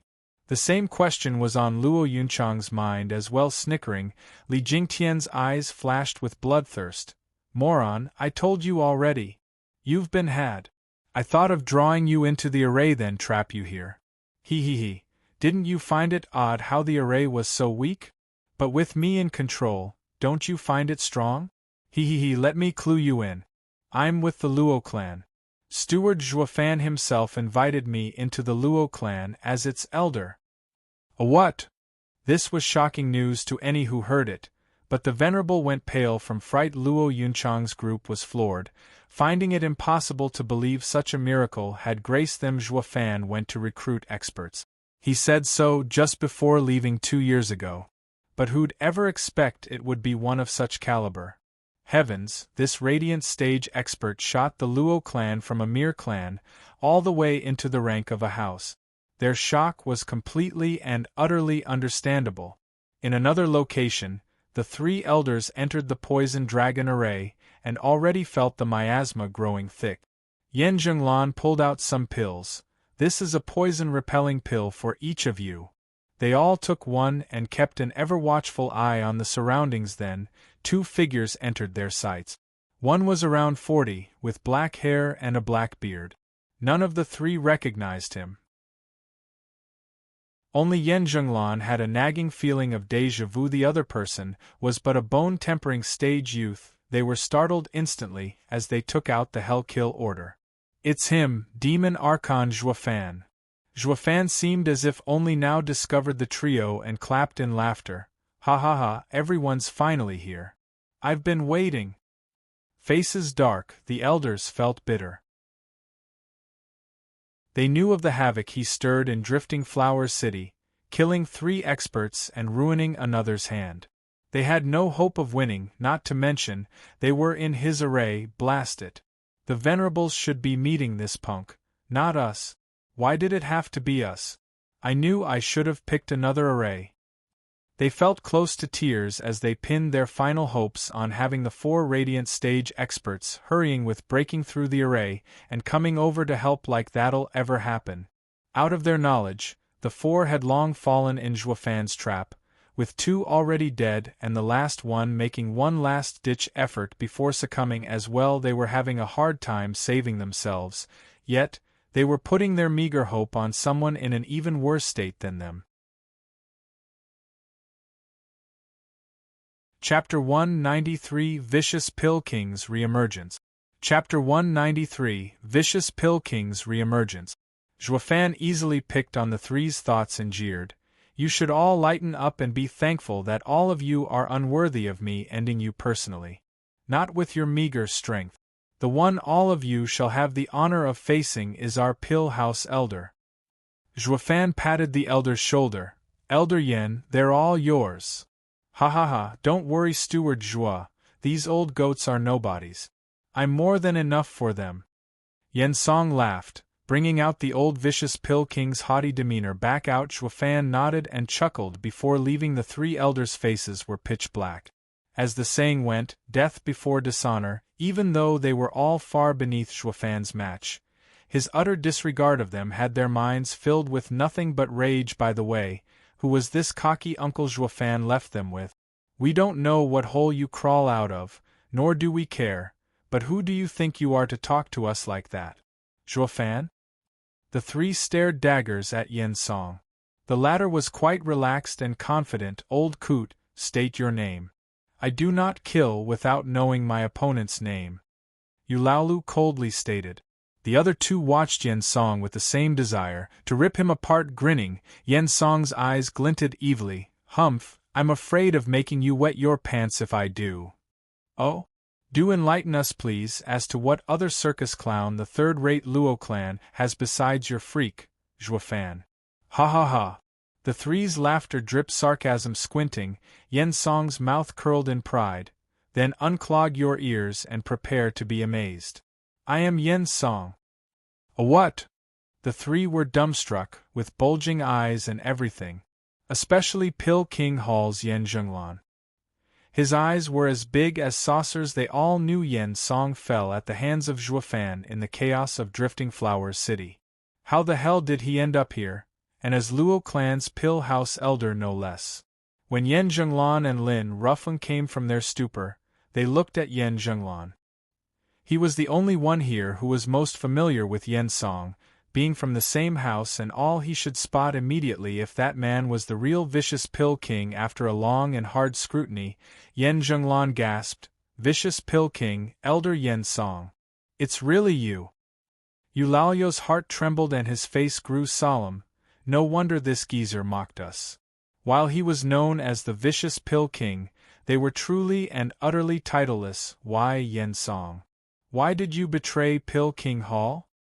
Yen Zhenglan shouted. Yen Song had only mockery for him. Vicious Pill King had followed the natural course and died in Drifting Flower City from Zhuofan. And from his death, Yen Song was reborn. Tell me, where's the betrayal? Besides, with me out of the picture, isn't the Vicious Pill King title up for grabs? Humph, I'm not naive. Don't tell me the Pill King Hall didn't break out in celebration once they heard of my death. Yen Zhenglan stammered in silence from his reaction. The others knew Yen Song told the truth. No wonder he betrayed Pill King Hall. He had nothing holding him there, no relation to speak of. Scratching their nose, the elders' eyes exposed a fierce light. With everything clear, any argument from them would do nothing in bringing Yen Song back. In that case, they had to go through Yen Song if they wanted to clear the array. But Yen Song's old title still gripped their hearts in fear. Old Yen is an expert in poisons. It is my domain as well. I will hold him, while you two flank him from the sides. We have to end this swiftly. It will be hard to get to him once he hides behind his rainbow cloud palm." Yen Zhenglan signaled the two as he whispered. The two nodded. Yen Zhenglan then shot like an arrow for Yen Song with an outstretched palm. A python made of purple miasma came out and threatened to bite Yen Song. High spirit ranked martial art, shifting cloud palm. His mouth tracing a cold smile, Yen Zhenglan mocked, "Humph, Yen Zhenglan, an inept like you who can't use the rainbow cloud palm dares to play with poison around me?" 7 colored veils of mist flew from Yen Song's palms like dragons, forming a rainbow storm, crushing the purple python and rushing for Yen Zhenglan.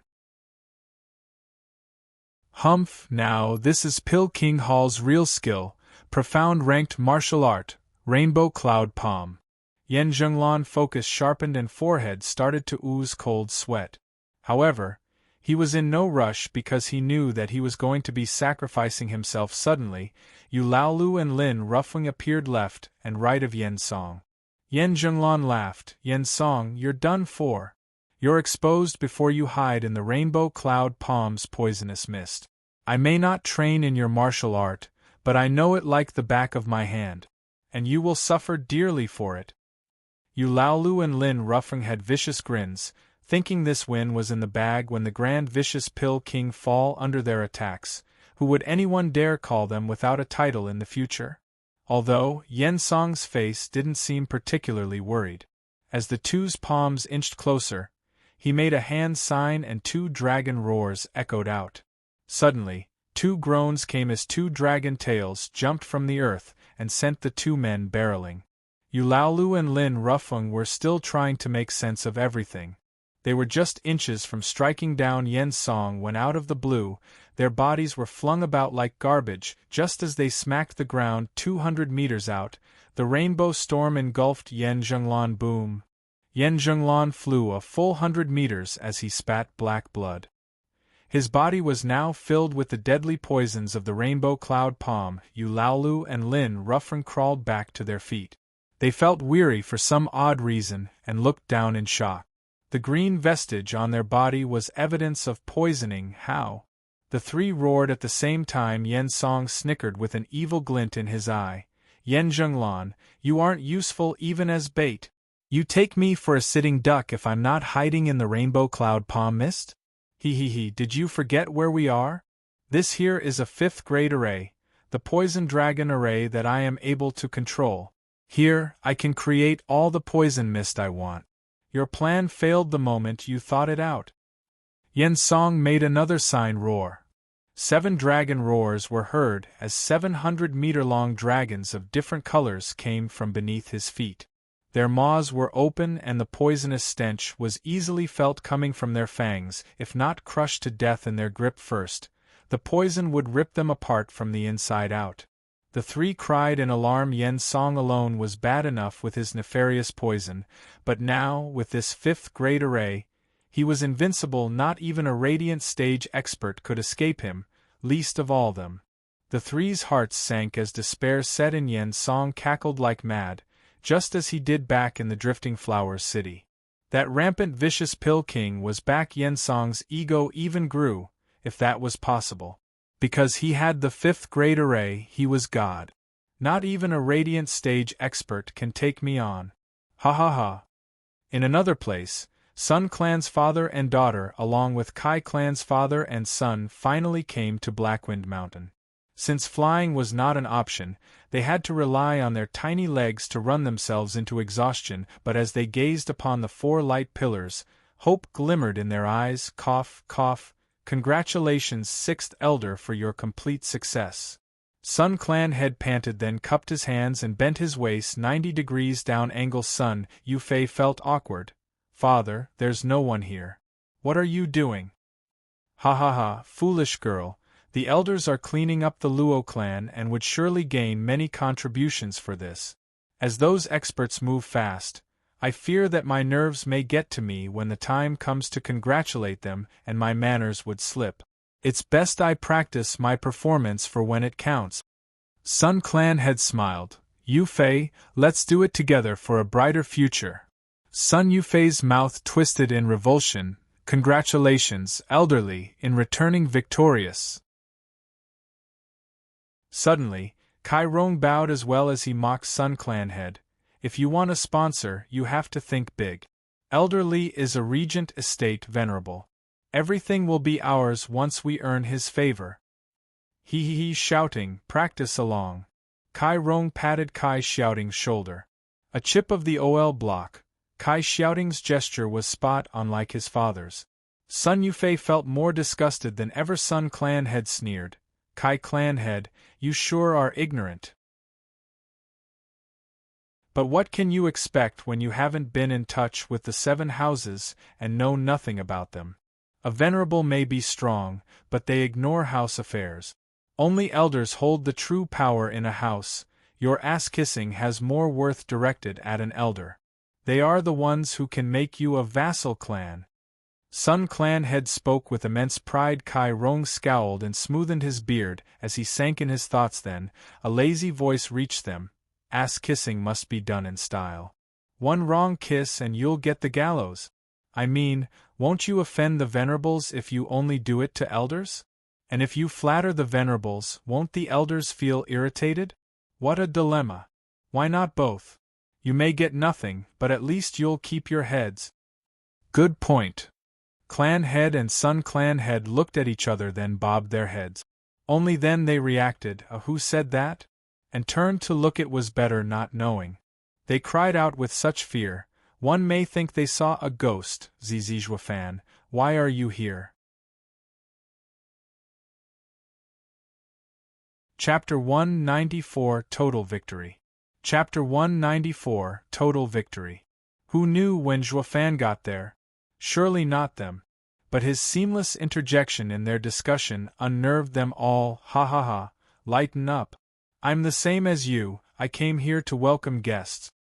Zhuofan waved the awkwardness away with a smile, though his smile looked dreadfully cold. To the rest it was practically common knowledge 4 houses, Regent Estate included, came here explicitly for Zhuofan's head. Yet, the 4 venerables and the 3 elders were inside trying to break the arrays. All while he was standing just outside for the heck of it. The Sun and Kai people looked at him, feeling his toying with the 7 houses was worthy of applause. Swallowing dryly, Kai Rong ventured a nervous reply.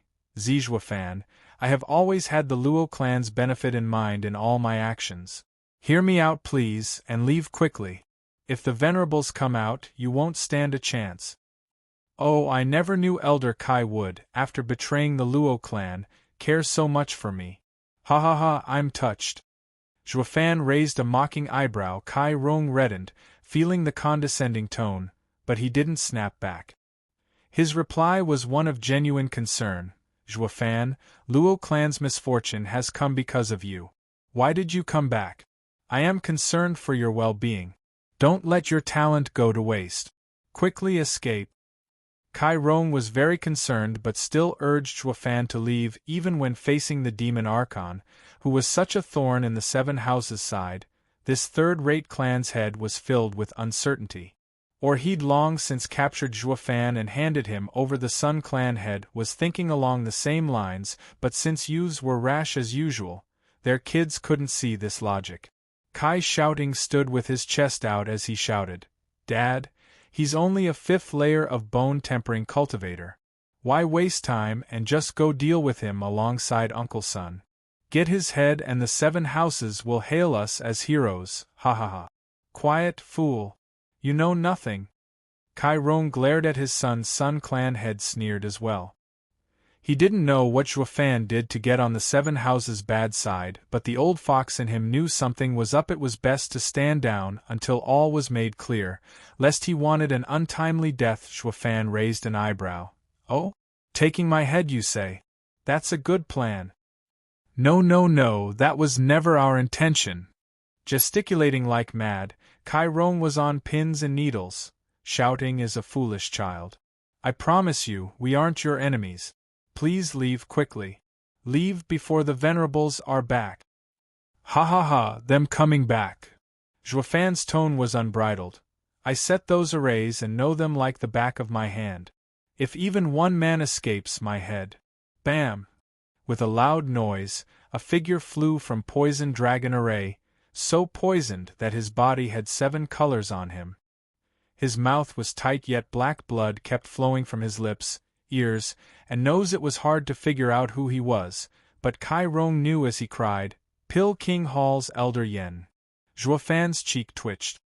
He just got into his role of showing off, and then this guy had to come out just to spite him, fuming mad. He stepped right before Yen Zhenglan. The fearful Elder Yen was only thinking of escaping when he found someone just ahead. But then dread set in when he saw his face. "ZZ Zhuofan? How did you get here?" Zhuofan's mouth trembled, but anyone could feel the coldness in his voice. The rage boiling deep within Yen Zhenglan shivered. "I took advantage of Yen's song not paying attention. It would have been so much better if you died inside.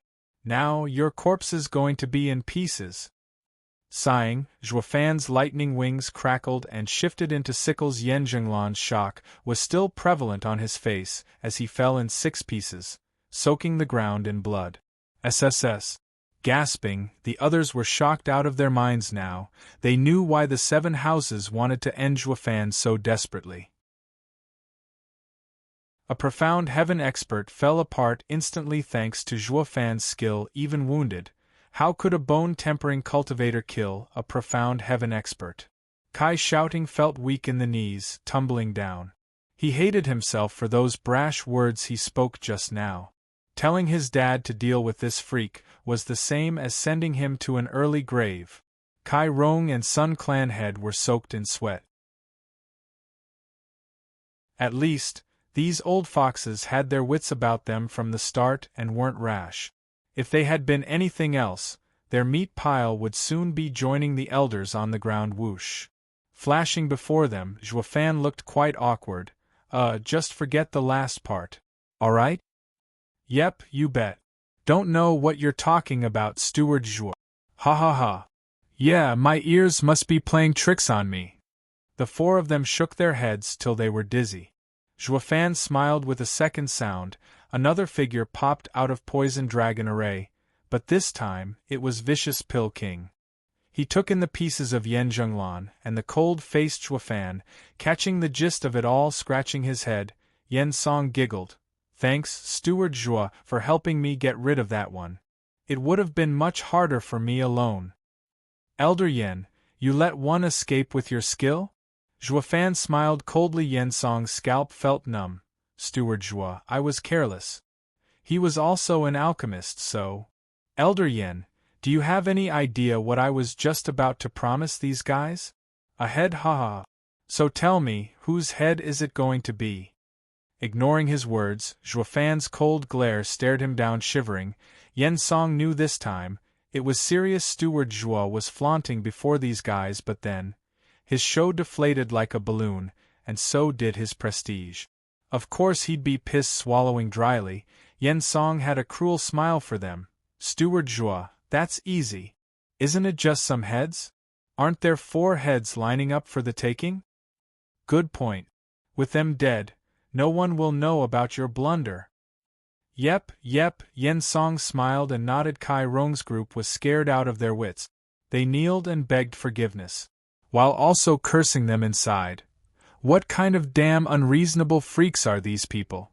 What they didn't know was this vicious demon wouldn't have made a name for himself if he was reasonable. Shaking his head, Zhuofan waved. "Forget it. Don't scare these shrimps. Elder Yen, what of the other 2? Dead?" Yen Song was solemn, nodding. Zhuofan turned to the 4. "All right, take these 4 in. I want to leave them for that snot-nosed brat to handle, and teach him how to be a clan head." "Understood." Vicious Pill King pointed and finger at them, and the 4 were chained, soon flying behind him as he entered Poison Dragon Array. A ripple spread and the black flame array in the south opened to reveal Luo Yunchang and the rest. Li Jingtian was leisurely walking behind them. Zhuofan eased a breath, seeing everyone safe. The battle was now over. "Big bro Zhuo!" Luo Yunhai cried and skipped over for a fierce hug. His tears soaking Zhuofan's clothes. Zhuofan noted with a smile, feeling warm and fuzzy inside. Looking up, He found Lei Yuntian and Captain Pang looking at him with fervent gazes. The two nodded, and Zhuofan laughed. "Old Pang, I'm relieved to see you still kicking." Captain Pang knew what he meant and laughed as well. "Steward Zhua, if I am to die, I will do it fighting for the Luo clan. Never will I waste away in training." Then Zhuofan turned to Lei Yuding with a smile. "Miss Lei, how are the people I asked you to train?" Lei Yuding huffed and gave him a sound slap in return. Zhuofan was stunned. "What did I say?"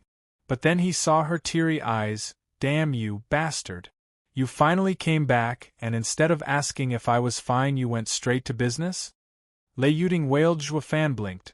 "That does make a lot of sense." So he smiled. "Ha ha ha, Miss Lei, how have you been?" Bam! Then another slap graced his face. Zhuofan was now floored. "What the hell? I asked how you are, so what's the problem? You want me to pay respects to your whole family?" Lei Yuding glared instead. Too little, too late. Reeling from the blow, Zhuofan was almost coughing blood at this point. "This girl's too fickle, I can't make sense of her heart." The others smiled at his misfortune. Li Jingtian joined them, never having seen the cunning steward Zhua so soft-hearted, shaking his head with a sigh. Zhuofan really couldn't get her. "It's best I don't talk at all." When they separated, Zhuofan looked to see Luo Yunchang fumbling towards him with a pale face. Zhuofan frowned. "Young miss, are you hurt?" Luo Yunchang only locked eyes with him, as if to see straight through his heart. Ice-cold hands touched his face, as her eyes stared at him with emotion. "Zhuofan, welcome home." Luo Yunchang's eyes closed and collapsed in his arms. "Young miss." The others were worried. Zhuofan stood there in a daze. The Luo clan was considered his clan since rebirth, but he never once saw it as his home. When Luo Yunchang said those words, they struck a chord in his thawing heart. Chapter 195 means Steward. Chapter 195 means Steward. The warm glow of the morning sun spilled through the window and into the pink room. Luo Yunchang's eyes trembled open, but the glaring sun's rays made her squint. "Young Miss Luo, are you awake?" Luo Yunchang turned to see Lei Yuding's servant, Xiao Chui. She was happily bringing in piping hot stew. Luo Yunchang weakly got up. As Xiao Chui placed the bowl on a nearby table, Luo Yunchang nodded gratefully for her help. "Xiao Chui, where's Sister Lei?" "Miss and Steward Zhuo are in a meeting. She told me to watch over you. She also had me make this stew for you." Zhuofan. She didn't seem to have heard her as Luo Yunchang shivered, having recalled something. She then broke out in a wide smile. "Yeah, he's back. I'm going to see him." "Slow down, young Miss Luo. You're still very much weakened. Please have this stew first. Steward Zhua isn't running anywhere." "I don't care. I want to see him." Luo Yunchang was so excited all the fatigue left her as she jumped out of bed. Xiao Chui sighed, left with following after her out of worry. The two soon arrived before Blackwind Mountains Hall. Hearing Zhuofan's familiar voice from within, "Elder Lei, how is your cultivation?" Zhuofan asked as he browsed the books. Lei Yuntian replied in disappointment. "I am muddled, and have not advanced one layer in 2 years. But I feel I will break through soon." "Muddled indeed." Zhuofan's cold tone cut his frail tone short. But his eyes were still checking the reports. "Thought it's not your fault. It is hard for someone as old as you to advance." Lei Yuntian forced an embarrassed smile. "Steward Zhua is so blunt, not sparing any feelings." Lei Yuding saw her godfather put on the spot and slapped the table in anger. "Zhuofan, where are you going with this? While you were gone for the last 2 years, we had to look after the Luo clan. And now that you're back, the first thing you do is point fingers. And you!" Zhuofan threw a book before her as he spoke coldly. "When I came back yesterday, you said I cut straight to business instead of greeting you. That I was cold. So I spent all day catching up with what you have been doing over the years. But today, I need to resume my role as the steward." Snapping his eyes on her, Zhuofan pointed at the book. I told you to form a shadow corp before leaving to become our hidden ace as well as our eyes and ears in Tianyu. Why is it that all you manage to contact are some small towns and some villages? You didn't place anyone in the capital, not to mention the 7 houses cities. Humph, you think it's that easy? Huffed Lei Yuding. 10 times I've sent people into Hell Valley City, but they were seized every time. Thankfully, they were loyal to us and died rather than say anything. Or Hell Valley would have been upon us a year ago. Oh, did you not see how it's done when I got into Drifting Flowers City? Zhuofan raised a taunting eyebrow. Lei Yuding spat through gnashed teeth. Don't you even start. Just when I was close to forgetting. Steward Zhuo had gone out for the glory of the clan, but never forgot to spare certain someone his feelings, quite carefree I might add. If my men had even half your skills, they would have infiltrated the whole empire by now, even the palace. Whatever you may think, I did it all for the clan. Zhuofan scratched his nose. Captain Pang grinned, adding his 2 cents to smooth things over. Ha ha ha, young Miss Lei misunderstands. Brother Zhuo's thinking is unfathomable.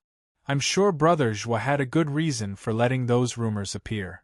Look, didn't he bring back 2 experts like he promised? And you, old Pang!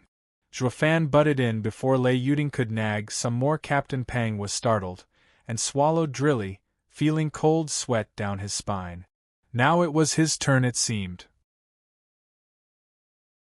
None of them knew the refined Zhuofan, who planned to put the Luo clan back on its feet, would be so mean because Captain Pang cultivated the wraith art. The vibe coming from him was that of a fiend. But before Zhuofan, he was nothing more than a mouse in front of a cat. Although the 2 were like brothers, Captain Pang still shivered whenever he saw Zhuofan acting high and mighty. Who knows what fault this kid will find now? Brother, I done awesome. Out of all expectations, Zhuofan beamed. He was happy as well, while the rest, sullen. What did Captain Pang do that is so awesome?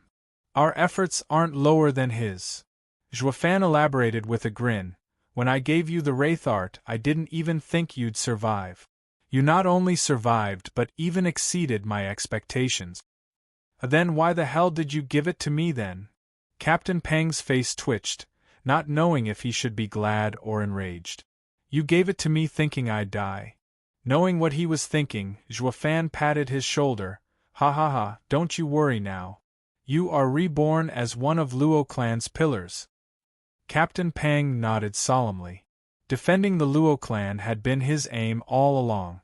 Having talked with his men, Zhuofan looked at the small figure at the side the board. Luo Yunhai noticed his eyes and shivered. He felt danger in his gaze, as if a viper was out to get him. He, big bro Zhuo, I'm still a child. Cut me some slack. Luo Yunhai opened his big naive eyes like an oversized kitten. Too bad this trick didn't fly with a demon like Zhuofan. Grinning, Zhuofan looked like a ghost from the underworld. You rotten brat, how's your cultivation? But why ask when you already know? Luo Yunhai felt a shiver down his spine. A big bro Zhuo, I'm in the 9th layer of foundation establishment. On the verge of breaking through. He also gave Captain Pang a sign, who added, Steward Zhuo, young Master Yunhai has only been cultivating for 2 years. To reach such a level is a feat worthy of a genius. Oh, not bad indeed. How many hours a day did you cultivate? Zhuofan nodded with a smile. Ever-present Luo Yunhai's eyes darted around, then raised 6 fingers. 6 hours. Captain Pang was startled, then nodded. That's right, young Master Yunhai cultivated in earnest. Good, then from now on you'll do it for 20 hours a day. Zhuofan's smile was wide as ever, causing the others to gasp. Wouldn't the poor kid die of exhaustion training for so long? Luo Yunhai was dumbstruck. He immediately shouted his complaints. Big bro Zhuo, I'll die. Hardly. By feeding you pills each day, death will long be forgotten. Plus, as the days pass you'll get used to it. Zhuofan laughed. He recalled how his master did the same for him, his lower lip trembling. Luo Yunhai was on the verge of tears. But that would leave me with only 4 hours to rest. What about playing? Who told you you have 4 hours to rest? Raising an eyebrow, Zhuofan added, 2 hours is enough, while the rest is for reading books. How are you going to be a clan head if you're stacked in all the right places except in the head? Luo Yunhai's eyes rolled into his skull, and slumped in his chair. The others sighed secretly. Zhuofan wasn't mean to just them but even to children. No wonder he was called Demon Archon in the outside world. Vicious Pill King and Li Jingtian were staying quiet, but hearing Zhuofan's verdict, even they shivered. Then they looked at Luo Yunhai with all their sympathy. Is it a blessing or a disaster? No one can tell. The cruel steward set his eyes on the poor child. He was dead set on making him the Luo clan's next in line. Yet, his future wasn't as glorious as any true future clan head, but one of a miserable childhood. But with Zhuofan's wicked planning and the kid's talent, his future was bound to be limitless. This could be counted as his only blessing. After a few more words, Zhuofan told them to withdraw, leaving only Vicious Pill King and Li Jingtian behind.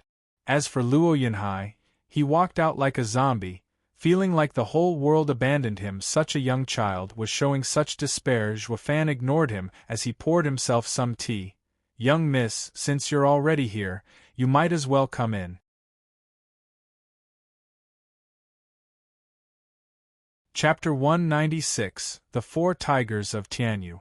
Chapter 196, The 4 Tigers of Tianyu. With graceful steps, Luo Yunchang gestured Xiao Chui to stay as she entered alone. Her softened gaze had been on Zhuofan all this time. Zhuofan smiled as he rose. Young miss, are you better? Luo Yunchang didn't speak, only nodded slightly. Zhuofan took a deep breath out of awkwardness. He gestured to the other two and smiled. Ha ha ha, let me introduce you Elder Yen Song. He will be Luo clan's Pill House Elder. The other is Elder Li Jingtian, the elder in charge of the arrays. As long as he operates the 5th grade arrays, no one can break through them. Blinking, Luo Yunchang now realized there were 2 more people there and rushed to greet them. The elders returned her greeting as well, and yet, Li Jingtian still had pride in his eyes, while Vicious Pill King was downcast. Zhuofan's face turned solemn. Are you perhaps not satisfied? Vicious Pill King was the one who replied, Steward Zhuo, the Luo clan you describe is not at all as we've seen. We just found out that the Luo clan has no elders and that is only around a second-rate clan. Vicious Pill King sighed. What he thought to be a titan in hiding, stronger than the 7 houses, was more along the lines of a damn frickin' third-rate clan. Li Jingtian sighed as well. He could feel the loyalty of this clan, but the reality failed to rise to his expectation. By a huge margin. Zhuofan glared at them. I never said anything about the Luo clan's extent when I invited you in. You accepted my invitation of your own free will. But Steward Zhuo, you said the Luo clan is the strongest clan in Tianyu. Are you saying it's my fault? Zhuofan cut Vicious Pill King off and scared him with his sudden reply. Luo Yunchang bowed again. Elder Yen, elderly, first of all, I would like to express my deepest gratitude for joining the Luo clan. I know we are a small clan, unfit of your greatness, but please believe me, with Steward Zhuo, and you, the Luo clan will become better and stronger. We, the Luo clan, will not disappoint you. If you still want to leave, I will not stop you. Luo Yunchang's heartfelt words touched the two. You 2 old coots better goddamn suck it up. Then came Zhuofan's cold tone. While Luo Yunchang's words were that of a fairy, Zhuofan's were that of a demon wanting to feast on their flesh. You may dislike how weak the Luo clan is, but I promise you, in 5 years, I will make the Luo clan rise to the level of the 7 houses. And in 10 years, it will exceed them. If you want to leave, getting into the Luo clan is easy, but getting out will be done through the mud, cold and very much dead. Shuddering, the elders could feel Zhuofan's bloodthirst. Just looking at him, they knew he wasn't kidding. If they tested Demon Archon's anger, today may very well be their funeral. Sweating, Li Jingtian and Vicious Pill King dropped to one knee. Young miss, Steward Zhuo, we were only joking. Don't take it to heart. Luo Yunchang was shocked. She may be the young miss, but how could she receive such gestures from the elders? Not to mention, one was in the profound heaven stage and the other in the radiant stage. She rushed to get them up. Please rise, elders, this isn't proper. But Luo Yunchang could do nothing if they refused. Sneaking a glance at Zhuofan, they noticed his ever stone-cold face and lowered their heads.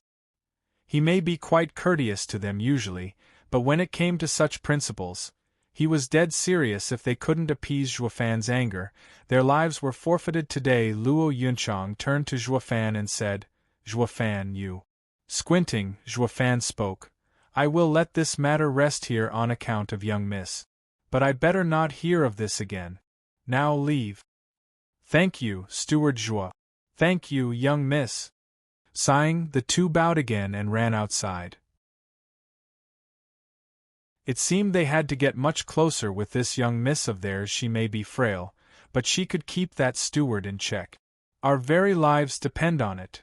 Luo Yunchang was left stunned at how quickly the two bolted. She had no idea Zhuofan could control a profound heaven expert and a radiant stage expert. The two experts were like shy kids before Zhuofan. What she didn't know was that, if she could control the bloodworm as well as he does, she'd receive the same treatment.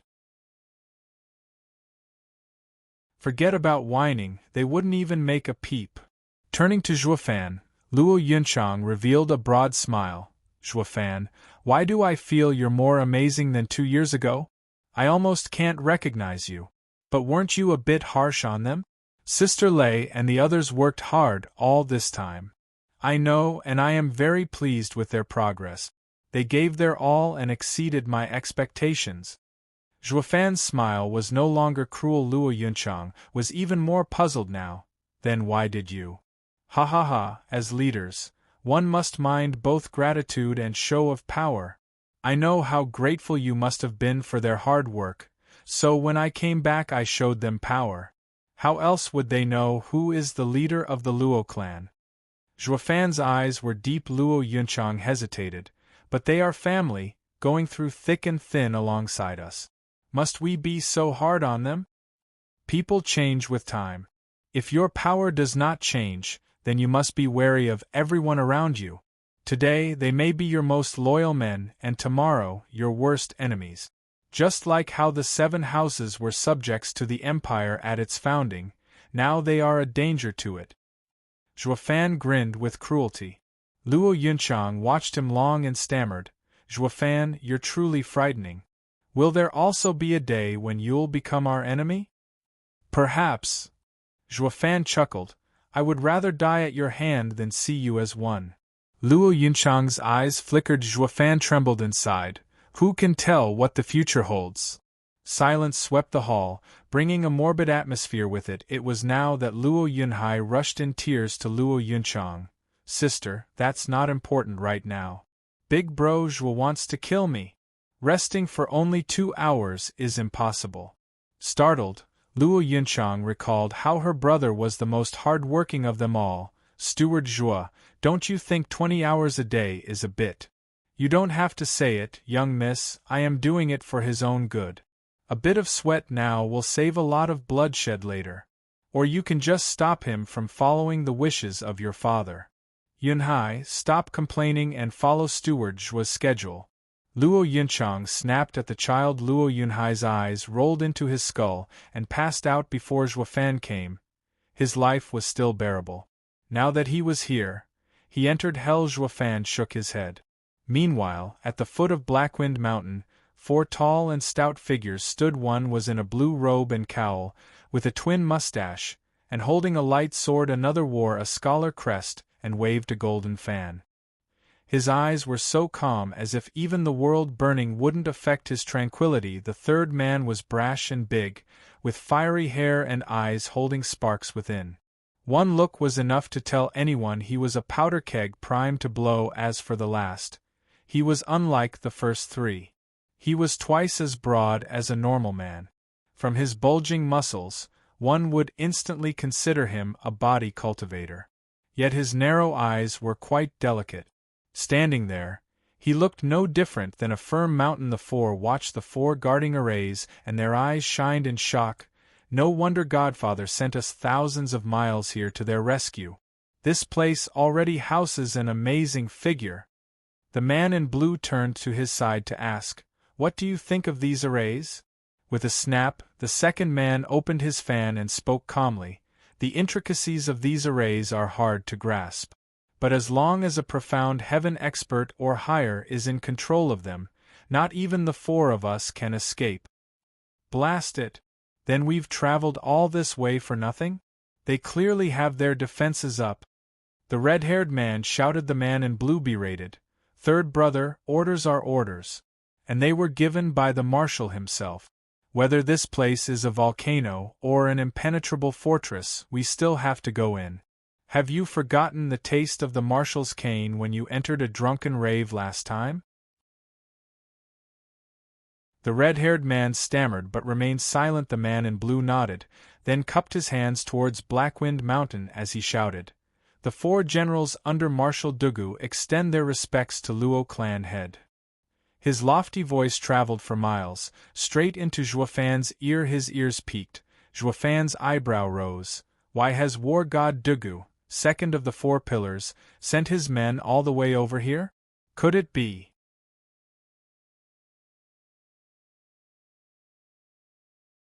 Chapter 197 War God's Advent.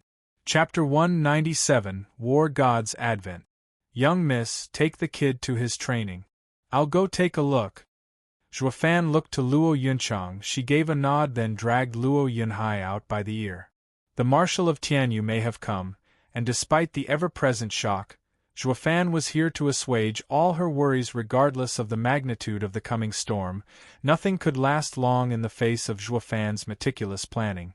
This belief had evolved into blind faith in the man, a faith deep-rooted in the hearts of all Luo clansmen dragged away, and through glistening eyes, Luo Yunhai's last cry at Zhuofan was, "Big bro Zhuo, you single-handedly ruined my life. You twerp who hasn't ever grown hair down there, what ruin?" Zhuofan teased. He turned to look down Blackwind Mountain and took slow steps downhill. With a ripple, the poison dragon array's miasma parted. Zhuofan walked before the four as he sized each one of them. "I am Luo clan steward, Zhuofan. And sirs. Oh, we are the four generals under Marshal Dugu. Hearing of the Luo clan's peril, he ordered us to rescue you. Greetings, I am Dugu Feng." The man in blue cupped his hands. The man with the fan did as well. "I am Dugu Lin. Dugu Hua." The red-head stout fellow rumbled a reply. As for the last and the biggest man, "Dugu Shan. Wind, forest, fire, mountain? The four tigers of Tianyu?" Zhuofan cried as he started making calculations in his mind, smiley face, reference to four phrases from Sun Tzu's The Art of War. As swift as the wind, as gentle as a forest, as fierce as fire, as unshakable as a mountain. He had heard his fair share of stories regarding the renowned four pillars. Second of the four pillars, Dugu Zhantian, was married to his military career. He had no children, but four godsons of great bravery and power. Given their talent, they weren't the least bit lacking to the geniuses raised inside the seven houses. Perhaps even surpassing them, the four had repeatedly rendered great military services that earned the people's gratitude in the form of the four tigers of Tianyu. Titled Dugufeng, the eldest, was swift as the wind and excelled in surprise attacks, nicknamed Storm Tiger. Dugulin, the second, was as gentle as a forest, knowing the art of war by heart. For his calmness of mind, he was known as Crouching Forest Tiger. Duguhua, the third, burned like fire, and was just as blazing in temper as well. For his boldness, he was known as Raging Tiger. Dugushan, the fourth, was as steadfast as a mountain, hard as stone. Proficient in defense, he was known as Mountain Tiger. No endeavor the four had worked on ever failed. They were almost matching the god of war in their renown. Many times, the emperor expressed his desire to lift them to the ranks of commanders, and joined Dugu Zhantian in becoming Tianyu's 5 marshals, only to refuse each time. They would rather stay as Marshal Dugu's tigers, rather than be alone as Tianyu Empire's 4 lion kings. They were always inseparable from Dugu Gentian. If the four of them arrived, then Dugu Gentian. Checking his surroundings, Juofan's obvious thoughts were easily noticed by Dugulin, who tapped the fan in his palm. Steward Joie, there's no need for you to look. We are the only ones here. Our orders carried us thousands of miles to rescue you all. Marshal Dugu and his forces are running a little late, I'm afraid. Oh, so Marshal Dugu is gracing us with his presence. Juofan nodded and laughed. I understand. Then I shall inform the young miss and young master post-haste. You may return. Juofan waved as he left. The four were startled, even shocked. The four of them were hailed as the 4 tigers of Tianyu everywhere in the empire, with even the 7 houses bound to showing them some respect. But here, in this backwater Luo clan, not only were they not allowed entry, the door was slammed into their face. To top it all off, he even said he'd inform someone. Wasn't this a little bit too absurd? Rage had stirred in the hearts of the four. Duguhua, who had a notoriously fiery temper, cursed on the spot. What kind of steward are you to act so unreasonably? We came all this way to help you, yet not only you did not show any appreciation, you even slammed the door behind you. That is no way to treat a guest. Guests, you say? Juofan quirked an eyebrow, turning his head to give them a closer eye. You're telling me you came to save us and I'm supposed to believe that? We just had a hard battle on our hands not a couple of days ago, with blood and bodies everywhere. Letting you in might drown the Luo clan in flames. The four gasped. So the steward wasn't slighting them, but was overly cautious. That reason was enough to dampen their rage. Dugufeng cupped his hands again. We are Marshal Dugu's 4 generals. He has always been a frank and open person, and we are under strict orders. We are not the enemy here. Are you perhaps doubting Marshal Dugu's integrity? Marshal Dugu is a pillar of our empire, in charge of defense, which my clan admires him greatly. Our young miss and young master burn incense and pray every day for Marshal's health, to keep our nation safe. Juofan cupped his hands at the heavens, shouting with zeal, just like a true Dugu Gentian fanboy. His action earned the nods of the four, even approval points. It's good that the Luo clan holds our Godfather in such high regards. It makes our trip worthwhile. Then, Juofan flipped his tune out of the blue. His face was cold, his eyes accusingly. And how am I to know you are the real 4 tigers of Tianyu? Have you seen how many copycats have cropped up nowadays? Please look over Marshal Dugu's token. Dugufeng quickly offered a copper badge. But Juofan didn't even glance at it, only curled his mouth. Like I said, there are many copycats around these days. If you yourself can't prove who you are, what good would a token do? Hey, stop messing around, punk. Us 4 tigers of Tianyu have roamed the empire for so many years, but not once has there been a case of someone copying us. You only have your ignorance to blame for not knowing who we are. You won't let us in, is that it? Wanna see how I make my way through, breaking those arrays of yours? Duguhua barked, having reached his already short limit of his slight patience. Juofan staggered back, putting on a perfect fearful face. See? You now show your true colors and still dare pretend? Marshal Dugu's army runs under strict orders, bearing the love of the people. How can there be such brash people wanting to barge into someone's home in his army? You're no different from bandits. You, Duguhua gnashed his teeth. Dugufeng frowned and shouted, Third brother, stop nagging. Are you going to stain Marshal Dugu's name by charging into one's home? Duguhua glared at Juofan with burning hatred, but his feet remained in place. Dugufeng bowed. I apologize for my third brother's lack of courtesy. Please do not take it to mind, Steward Zhuo. Can you trust us now? Trust? Humph, you almost had me there, but fortunately I caught on to your game. Is that how Marshal Dugu's generals behave, playing the good guy bad guy routine? Flushing red, the 4 were left speechless. Even Duguhua found it so embarrassing that he forgot to complain. Juofan snorted, Didn't you say Marshal Dugu is on his way? We'll just have to wait for him to prove your identities." With that said, Juefan vanished into the poison dragon array, and the miasma blocked the four's sight. They wanted to shout at him, but he was already gone. The four were left downcast behind. Who'd ever seen it coming? They, who were revered even in the seven houses, were now forced to stand on the doorsteps of some backwater Luo clan, and they couldn't complain either. The clan just went through a hellish battle, and their nerves were taut. And best of all, the Luo clan was a die-hard fan of the Marshal. How could the four burst in and ruin their godfather's image? Sighing, Dugahua turned to Dugafong. "Big brother, what do we do now?" "What else? Stay in a Windgaze city's tavern." "But how are we going to give a full report to Marshal when we can't even get in to assess the situation?" "We'll report facts." Dugalin shot Dugahua a glare. "Luo clan is more than it seems. It's best we wait for Marshal's personal intervention." The others' hearts chilled recalling the 4 fifth-grade arrays and nodded, putting aside this place having such astonishing arrays. The fact the order was sent for the 4 tigers to come here was proof enough of the real threat that the Luo clan was under. Yet, even after going through such a gory battle, it was clear from their steward's appearance that the clan wasn't suffering so much.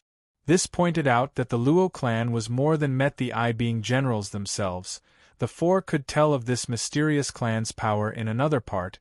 Juefan returned to the hall and convened with the rest.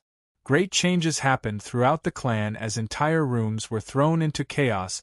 He made the 4 tigers back off just so he could make preparations. Since the 4 pillars were here, there was no way they were gonna miss this chance of leaning on a great mountain. Yep, it was all about clinging to power. Although, different tactics were needed depending on the target. Juefan's methods weren't as crude and tasteless as those narrow-minded Kai and Sun clans. He wanted Dugujantian to be eternally tied to the Luo clan. Luo Yunchang watched the people rush about as they were close to tearing down the whole of Blackwind Mountain. She turned to Juefan in puzzlement. "What this?" Juefan said before she could continue, "Young miss, you're just in time. Tell that kid to switch from cultivation and hit the books for the next few days." "Read what?" Luo Yunchang was dazed. Juefan grinned. "Just some matters of circumstances, like war books." Achoo. Not 100 miles out of Windgaze City, a wizened man rode his large horse when a sudden sneeze caught him off guard and a shiver ran through him. "Guard, how long until we reach Windgaze City?" Everywhere around him was crawling with thousands upon thousands of soldiers. A general close by reported, "Marshal, we will arrive in 3 days." The old man nodded, but the frown never left him. "I have come out of countless battlefields with honors, so why is it that this small Windgaze city is putting me on edge?"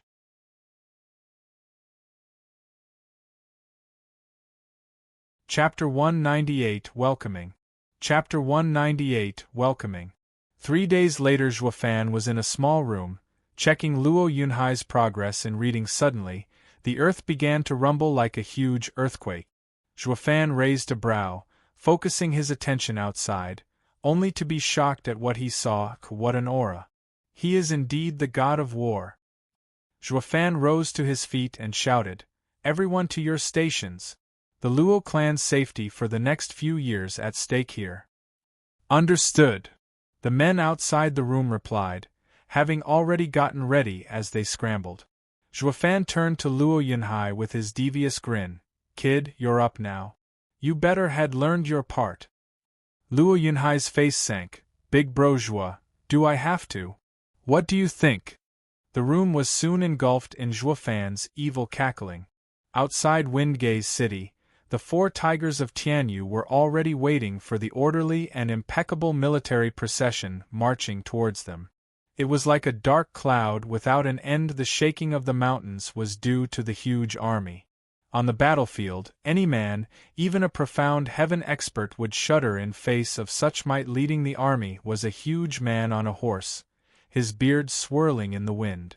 Despite reigning in his power, his mighty air and unbending nature were hard to conceal. He was the second of Tianyu's 4 pillars, marshal of Tianyu's armies, god of war Duguzhantian. He was in the 6th layer of the radiant stage, yet the whole of Tianyu considered him the strongest. His 4 godsons were also peak profound heaven experts, just based on the loyalty of his million men. Not even the regent estate would dare slight such a man. Despite regent estate having experts with higher cultivation than him, once Duguzhantian sent an order, his million soldiers were like an unstoppable flood of steel. Even regent estate's venerables would have a hard time dealing with such a barrage. To unite all these weak soldiers, to make them act as one, that was what it meant to be a true god of war. For this reason, the 7 houses were afraid of the marshal, the head of the 4 pillars, Zhuge Changfeng, who told them to allow him to amass such power. In this case, drowning one with numbers couldn't be a more apt description. Generals welcome marshal. The 4 gave a deep bow. Duguzhantian nodded. What's the situation? Is the Luo clan safe? The Luo clan is at peace. Dugufeng spoke heavily. Duguzhantian nodded a sigh. It's good we arrived in time. We did not fail His Majesty. Was there anyone making it hard on them? Before we arrived, it would seem that the Luo clan had suffered a sneak attack. Dugufeng mumbled. Duguzhantian raised an eyebrow, his eyes staring back at him. What? Then how are they? What are their losses? What about the attackers? Any prisoners? What of Luo clan head? Duguzhantian shot questions non-stop at the bitter looking 4. How could they know when the Luo clan had slammed the door in their faces? Dugufeng braced for reprisal as he reported, Marshal, we are in the dark. What? Duguzhantian blew his top. Then what have you been doing over the past few days, idling? Fenger, that's unlike you at all. They've been stationed at the borders for decades to prevent the Chuanrong armies from invading. Yet, the Emperor decreed him to go to Windgaze city's rescue. He knew this matter was of utmost importance, so, on his march here, he sent his 4 most trusted generals ahead to provide timely assistance, only to find them idling about these past 3 days, and knowing absolutely nothing. And these were Duguzhantian's 4 tigers no less. Humph, you must have let the wine get to your heads and caused a scene. I'll settle your punishment later. Duguzhantian flared, almost wanting to do it now if not for delaying his rescue operation. Dugulin bowed flustered. Marshal, please hear us out. Having been told the ins and outs of the matter, Duguzhantian was staring dumbstruck. There are 4 5th-grade arrays in this backwater area? Duguzhantian blinked and started scouting ahead with his soul sense. And sure enough, he found 4 arrays surrounding Blackwind Mountain blocking his search. Duguzhantian was shocked. No wonder the Emperor told me to come in person. There must be a mighty figure among them. Sighing, Duguzhantian turned to the 4. Now that you couldn't enter, I no longer blame you. Marshal, who said we can't? If not for Big Brother stopping me, I would have torn down those damn arrays long ago. Dugahor roared. Duguzhantian berated. You're a disgrace. How dare you charge into people's homes without an explicit order? If you had dared charged inside, I would have had your damn head for defying orders. Marshal, I was only venting. Don't take it seriously. Dugahwa ducked his head in shame. The other 3 secretly snickered. Duguzhantian cut in. Marshal, the Luo clan steward said he will let us in after you arrived. He must mean for you to personally go inside. Duguzhantian burst out laughing. I have come at the order of the Emperor to take a look at this Luo clan as well. But since there's a mighty figure inside, I would also like to meet him. He dismounted and strode towards Blackwind Mountain. Pass my order. The army is not to disturb the people, and are to set camp 10 miles southeast of here. Understood. The entire army roared, while the 4 rushed to follow him. Duguzhantian went next to Duguzhantian. Marshal, that steward is extremely cautious. He will ask a ton of questions and will not hold a polite tone. Please do not get angry when you deal with him. Humph, You think my temper is short like you rascals?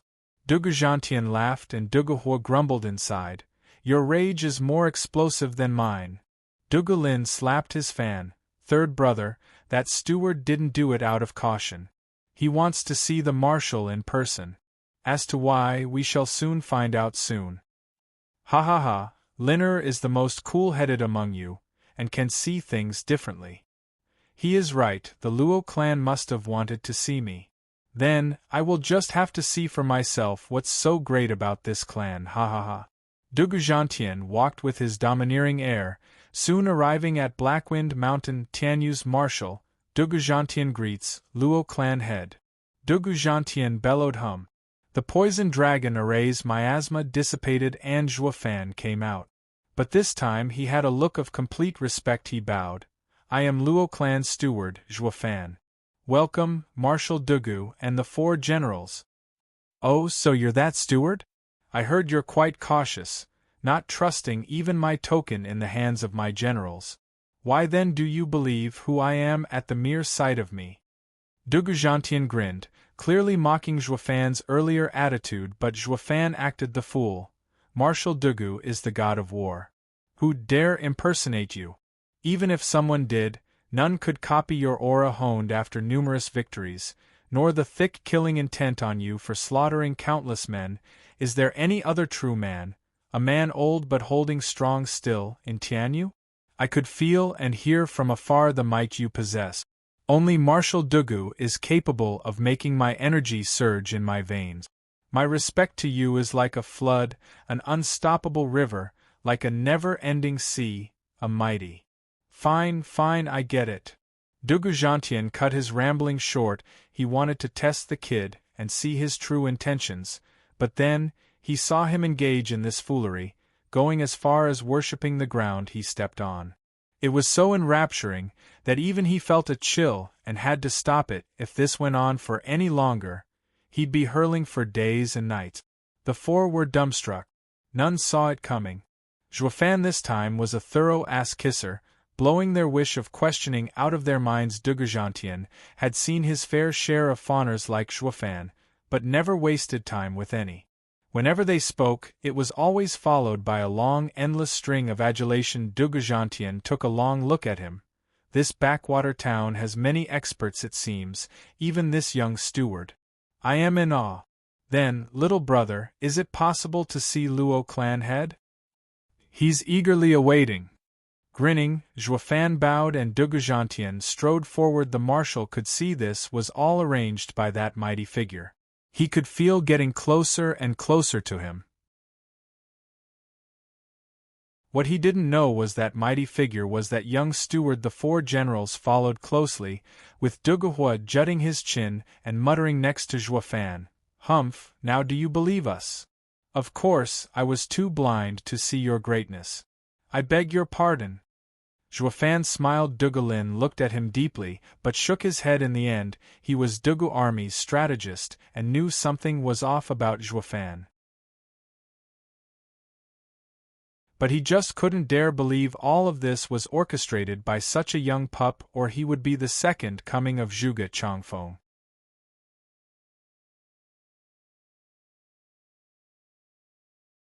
Chapter 199, My Godfather, My Rock. Chapter 199, My Godfather, My Rock. Please, after you, Marshal. With Zhuofan as guide, they passed through the poison dragon array, reaching the peak of Blackwind Mountain. Instead of a lavish clan dwelling, they were greeted by simple gates of a barracks. They could even hear faint cries of kill from beyond. Frowning, the 5 were quite puzzled. What is the Luo clan up to now? With a smile, Zhuofan gestured. Ha ha ha, please don't take offense, Marshal. We have just recently gone through a bloody attack, and are still tense. Our guards especially, training day and night. Will God of War be willing to say a few words to our young blood? The whole clan would be most grateful. Zhuofan bowed again. Dugujantien nodded slowly. He first wanted to know what the Luo clan was cooking up, and second, to know how deep they hid their assets for the Emperor to view them so highly and pull him from the borders in rescuing a nameless clan. He had to see for himself what they really were following Zhuofan through the gates. The 5 arrived before Luo clan's manor. What had them all in shock was that there were no buildings around, only tents. They looked akin to an army ready for war. That was Zhuofan's ingenious plan was all about. He tore down all buildings for tents to stir Marshal Dugu's sympathy and make him feel at home with how Dugu Zhantian spent years on end on the battlefields. He'd be more at home in a tent than between 4 walls. This was also a form of flattery, to conform to one's tastes, covert as it was. Sure enough, Dugu Zhantian trembled as he nodded. Zhuofan no longer spoke, having a sly grin on his face. Instead, they soon arrived at Luo clan's training area, where Captain Pang was in the middle of practice with his guards. Most of them were still children, but their every strike was filled with zeal and their eyes burning with power. They looked strikingly similar to veterans after decades of war. Not even Dugu Zhantian could remain unfeeling seeing such a scene.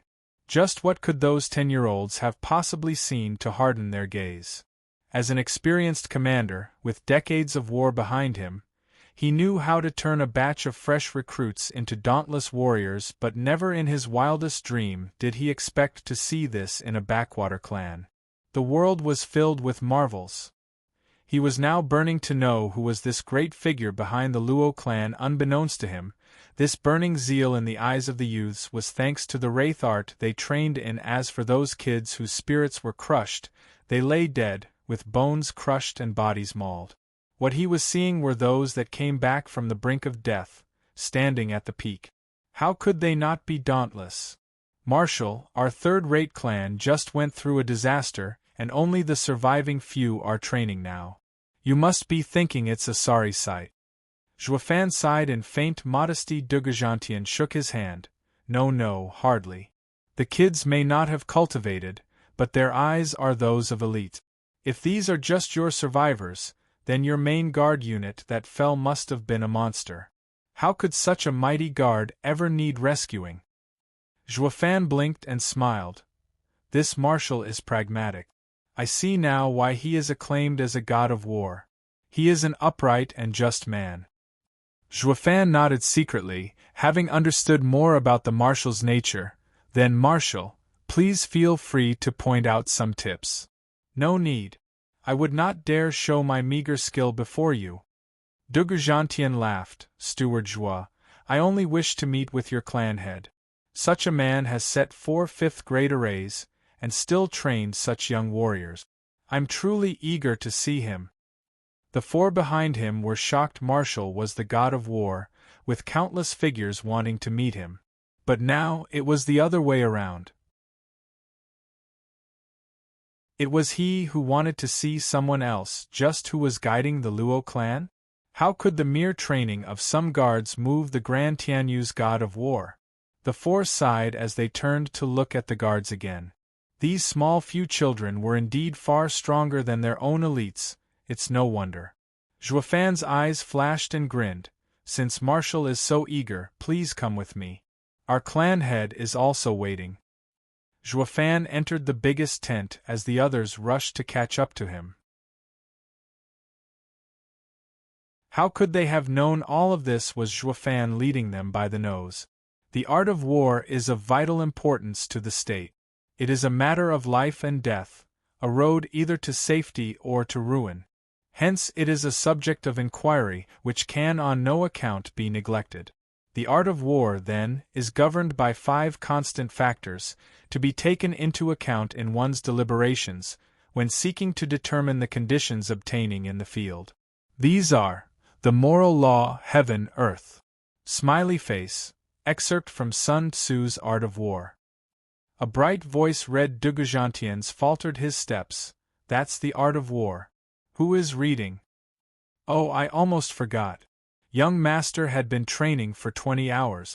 He needs some rest. Zhuofan slapped his forehead and rushed in another direction. He was unconcerned about the others following him, though Dugu Zhantian's group followed. Either way they arrived at a small yard where a youth held a bowl on his head and in horse stance. His knees and hands also held a bowl, but the surface of the water was unperturbed. What laid under his but was a shining dagger. If his legs slacked for even a second, he'd tear himself a new one. Despite the danger, he was still reciting the art of war. Dugujantien was puzzled. Steward Zhua he. Ha ha ha, Luo clan's young master, Luo Yunhai. Zhua Fan chuckled. From young to old, all of Luo clan admires Marshal Dugu. All of us adhere to military doctrine. Especially the young master, who is training while studying, hoping to one day to serve under the marshal. Dugujantien blinked. Why is the clan head of this Luo clan with his impressive soldiers wish to be under me? Everything about this clan is mysterious. Just what are they after? Zhua Fan probed with a smile. Marshal, will you accept our young master? Of course. If the youth wishes to serve his nation, to enter the battlefield. Perfect! Zhua Fan's yell cut him off. He then pulled Luo Yunhai up. Yunhai, don't just stand there, Marshal Dugu wants to take you in. Go and pour him tea. Right away. Luo Yunhai ran like the wind, like a bird out of its cage. Finally out of that damn position. I almost couldn't take it. Dugujantien felt dizzy. Wait, you're going to make me accept him here? Steward Zhua, that was. Marshal Dugu needn't say anything. My clan head would be immensely pleased to know you showed such care for young master. He will be grateful for all his life. You may not know it, but this was our clan head's cherished dream. Zhua Fan held Dugujantien's large hand, with tears in his eyes. Dugujantien wanted to refuse, but now he didn't have the heart to go through with it. Isn't it just a soldier? He isn't half bad either. Perhaps he'll earn some merits in the future. It's just taking one extra recruit anyway. Sighing, he nodded in the end. Then a screech came. Marshal Dugu, it's actually you? Luo Yunchang appeared, who knew when and was shaking from excitement. Zhua Fan's face was twitching. Tone it down on the boasting. Steward Zhua, she. Let me introduce you.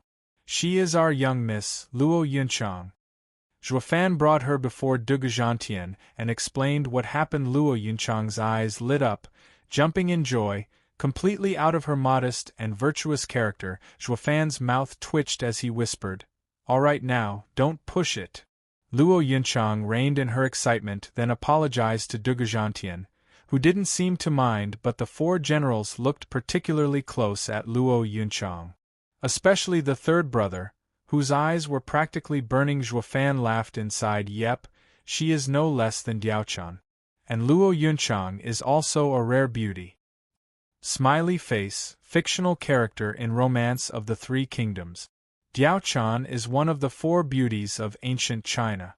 She is a maid of Dong Zhuo who charmed Lu Bu into assassinating him in 192. Zhua Fan turned to Dugujantien. Marshal Dugu, taking young master in is the greatest joy that ever graced the Luo clan. Why not make it even better by becoming kin? Kin? Stunned by those words, the four generals looked at Luo Yunchang with blushes. Dugujantien rubbed his beard and looked expectantly at her. I don't know if clan head will agree. No worries, Dad would definitely agree. It is his cherished wish. Luo Yunchang rushed to reply. Dugujantien saw his godsons bashful but hardly refusing. Duguhua had it worse. Like a volcano ready to blow. Dugujantien recalled how his godsons had fought by his side for decades and thought it was time for them to start a family. So he nodded. Since clan head agrees, then I'm more than happy to do it. The four generals clenched their fists, so excited they were trembling. But who was the one to marry this young miss? Zhua Fan's eyes flashed and showed a sly smile. Luo Yunhai now came with the tea and saw Zhua Fan nodding.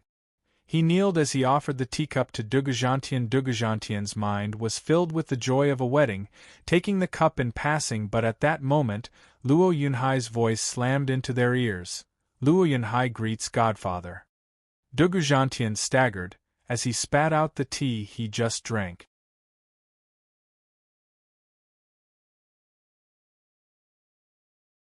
Chapter 200, I want a sister-in-law, not a brother. Chapter 200, I want a sister-in-law, not a brother. What did you just call me? Dugu Zhantian's old eyes bulged and pointed a trembling finger at Luo Yunhai with a shocked face. The four generals were dumbstruck as well. Marshal only agreed to take him as a soldier. How did it jump from that to being a godson? Luo Yunhai had a genial face as he cupped his hands in respect. Is it wrong of me to call you Godfather? Yeah, Marshal, didn't you say it yourself that you wanted to be kin? The Grand Marshal Dugu is going back on his word over such a trivial matter? Zhuofan secretly snickered. Dugu Zhantian was bug-eyed. It took a while to get over his shock, and turned from Luo Yunchang to Luo Yunhai. True, Steward Zhua only spoke of being kin, not caring to elaborate on its type. For Luo Yunhai to call him Godfather was also a type of kin, but since only Luo Yunchang was there at the time, they believed it could only be through marriage, and the next thing they noticed was that Luo Yunhai was kneeling there, and offering the teacup. Wasn't his actions clearly done for a godfather ceremony? Sigh, how could I be so careless? Dugu Zhantian rested his forehead, and said to Zhuofan bitterly, Steward Zhua, then what you meant by kin was in fact. Yes. Did Marshal perhaps think otherwise?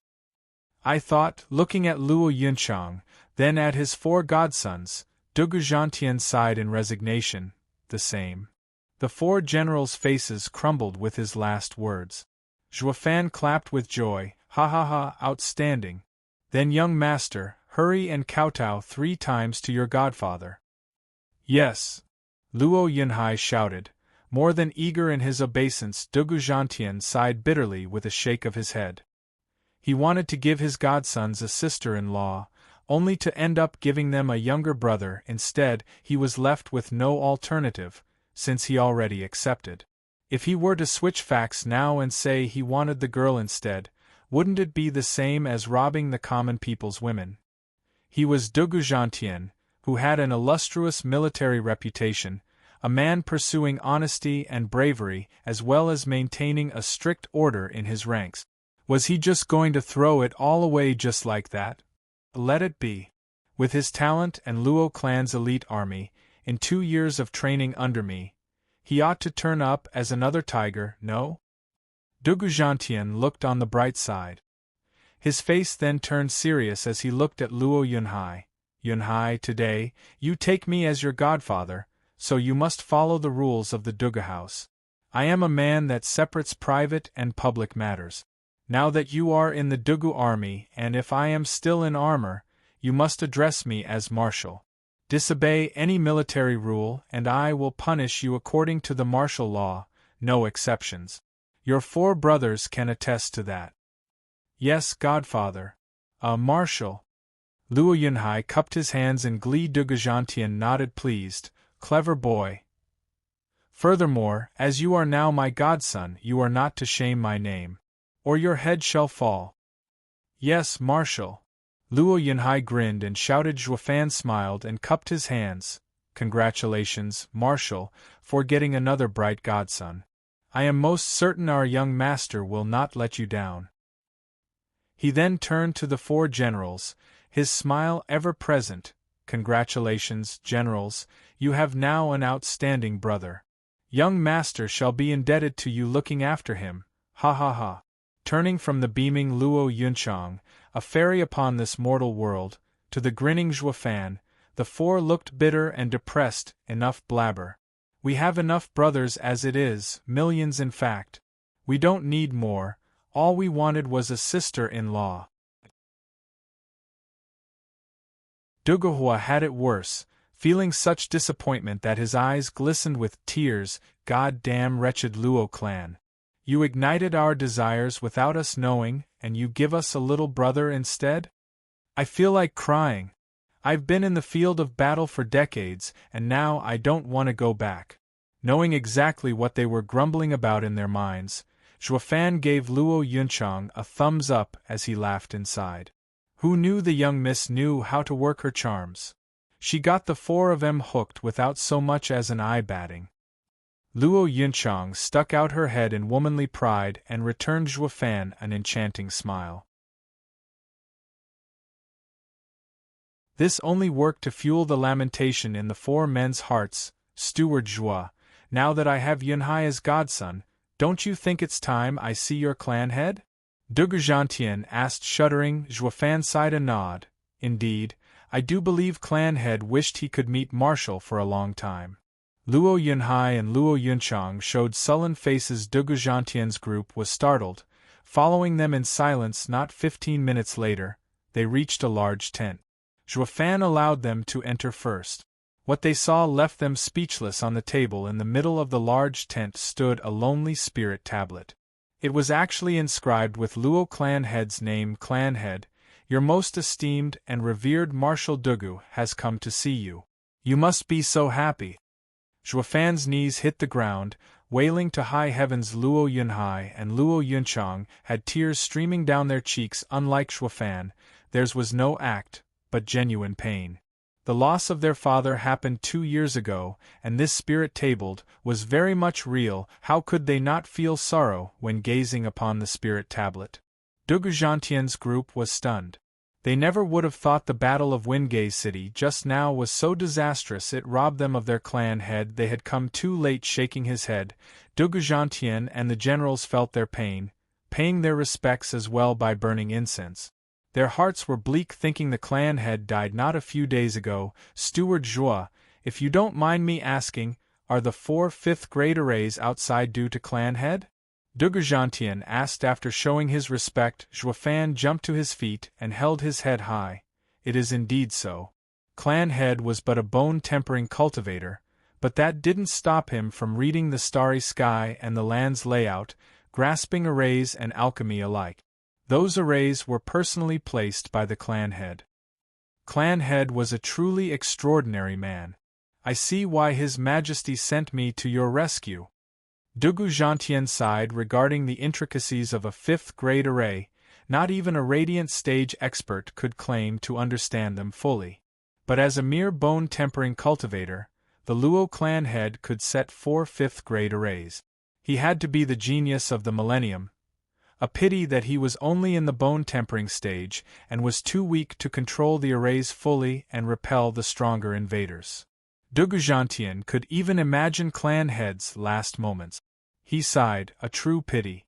If only he was still alive, I would have asked him to join my army as general. He would have been a great help to my army in fighting back the Chuanrong. Juefan's eyebrow flickered and clicked his tongue inwardly. Thank God I wasn't stupid enough to say I set them up, or they'd be hauling me to the borders. That would be dreadfully scary. And who was the filth that dared attack the Luo clan, making you suffer so much and even kill clan head? Dugujantian's killing intent spiked. He was only sent here by the emperor to protect the Luo clan. As for the enemy, he had no idea who it was. Juefan snickered inwardly, perfect, and sobbed, Marshal does not know how cruel and terrifying they were. We had 100,000 people on Blackwind Mountain, now reduced to less than 10,000. The sorrowful siblings jumped in fright, looking at Juefan with horror. Nothing seemed beneath this guy, no act too foul, no ditch too filthy. The siblings thought to themselves, when were there ever 100,000 men on this mountain? Better yet, we couldn't feed them even if there were. Dugujantian was boiling mad. Such bastards slaughtering common folk live in my country? Now that I've returned to court, I will make sure to uproot this evil from our nation and bring it to peace. Please Godfather, Marshal, bring justice to the Luo clan. Luo Yunhai bowed. Luo Yunchang rushed to do the same. Please Marshal, bring us justice. Be at ease, I do not tolerate such meaningless slaughter. I will have them taste the fist of justice for you. Dugujantian flicked his sleeve and roared. Dugufeng grabbed Luo Yunhai and Luo Yunchang's arms and helped them to their feet. But his eyes never left Luo Yunchang. Ha ha ha, even if Yunhai wasn't my brother, the 4 tigers will never let such criminals live. The other 3 were gnashing their teeth in frustration. That's eldest brother for you. Swift to act. How come we didn't think of it? But there's plenty of chance to pursue her, now that Luo Yunhai is our little brother. They then started crowding around her and extended their clutches, justifying it with sympathy. While their eyes glared at Dugufeng as if to say, "Let the girl go. It's my turn." But then Zhuofan passed through and took Dugufeng's wretched hand as well as the 3 clutches with ardent passion. We couldn't thank the 4 generals enough. Ha ha ha, it's only proper. Taking their hands back in annoyance, the 4 still had a smile, but their hearts were vexed. We want to cope a feel of that young miss you got over there, so why the hell a rotten steward butts into our business? Humph, such a killjoy. Watching them with a cold eye, Dugujantien was pondering. As their godfather, I have the final say in not only the peace on Tianyu, but to what lady fits them as well. Steward Zhua, who are they, where do they come from? I will immediately send my troops to flatten them all. Dugujantien bellowed with majestic power. Zhuofan cupped his hands. Marshal Dugu is a true god of war in power and manners. I will be straight with you. One of those fiends was Hell Valley. I am certain that Marshal's army can uproot every single one of them, raze their nest to the ground, restore peace. Wait, come again? Dugujantien stammered. His scalp numb as cold sweat trickled down. Zhuofan held his head high and spoke clearly. It was Hell Valley. Why, is it perhaps difficult, Marshal? Dugujantien's face twitched. Difficult, he says. That couldn't even begin to describe it. Since when was it so easy to act against the 7 houses? He was from the 4 pillars, but he couldn't just up and march on the 7 houses. That'd start a civil war. Dugujantien held his forehead and sighed. I got too carried away with boasting. Who'd have thought the reason why the emperor would send him over was to repel the 7 houses? It was only natural, since only the 4 pillars could reign in the 7 houses of Tianyu. Why didn't you say anything, Your Majesty? Now I can't go back on my word after boasting about it. Finding the hopeful gazes of Zhuofan, Luo Yunhai, and Luo Yunchang, for the first time ever, Dugujantien flushed in embarrassment, trying to look elsewhere.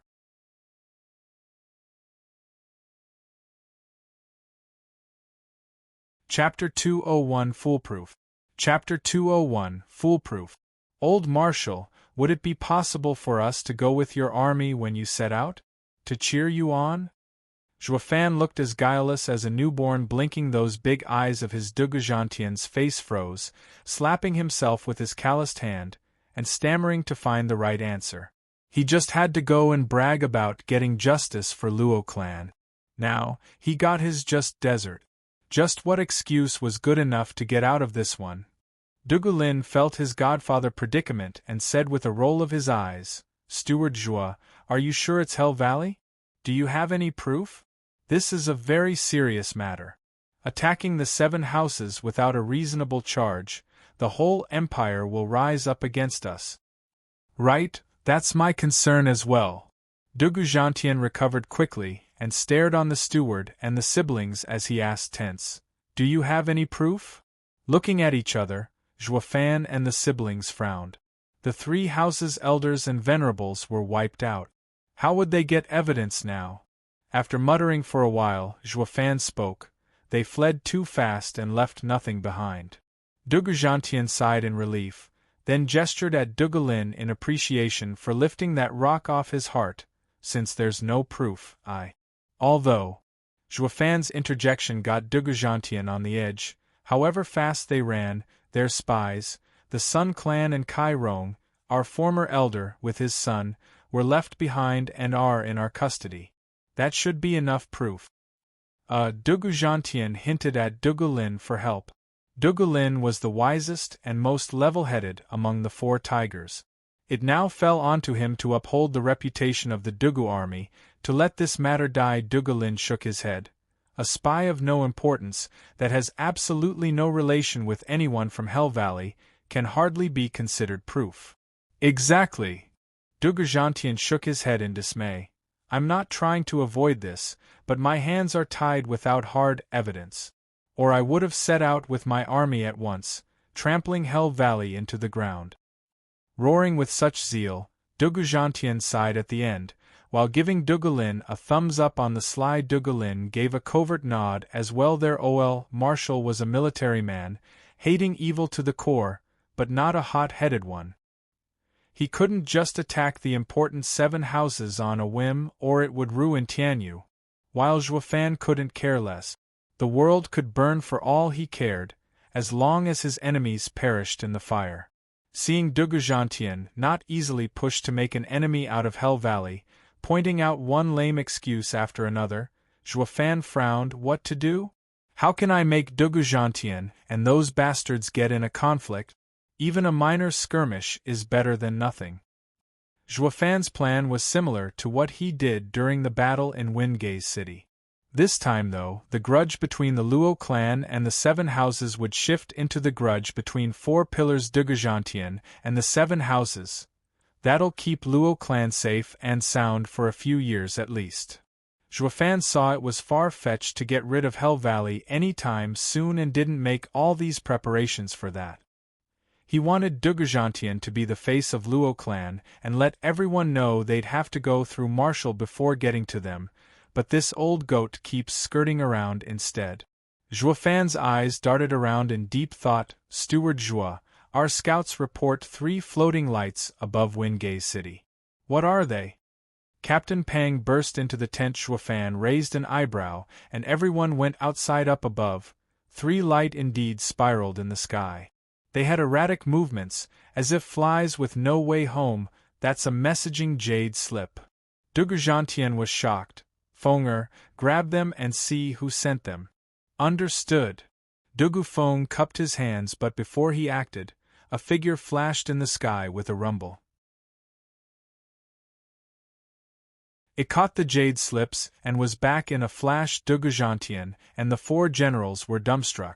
Zhuofan was just a 5th layer of bone-tempering cultivator yet, could fly as fast as a profound heaven expert, and his lightning wings could turn in mid-air, as if alive. It was shocking enough for Clan Head to set up the 5th grade arrays, and no one was expecting such a skill from the young steward. One had to wonder what faces they'd make when they realized his speed wasn't limited to match the Profound Heaven stage, and that he had killed many renowned Profound Heaven experts in Tianyu, but since they only now returned from the battlefield, they were still out of the loop as to how dreadful this devoted and fervent servant of the Luo clan was. Chuckling at their reactions, Zhuofan took the lead to look into the 3 jade slips. Then he snickered. Marshal Dugu, weren't you looking for proof? Here it is, hee. Duguzhantian took the 3 jade slips skeptical. But when he read them, his face darkened and cursed inwardly. Are these 3 houses packed with idiots? Couldn't they have taken these jade slip with them before leaving? These were Hell Valley, Pill King Hall, and Marywood's 3 house leaders sending their orders to their elders and venerables when a messaging jade slip arrived. Only their respective house elder could retrieve it through a specific gesture. In the case when no one was there to take them, the jade slip would float around for 2 hours before finally returning to the sender. It was a pity that these important elders and venerables in Windgaze City had long since kicked the bucket.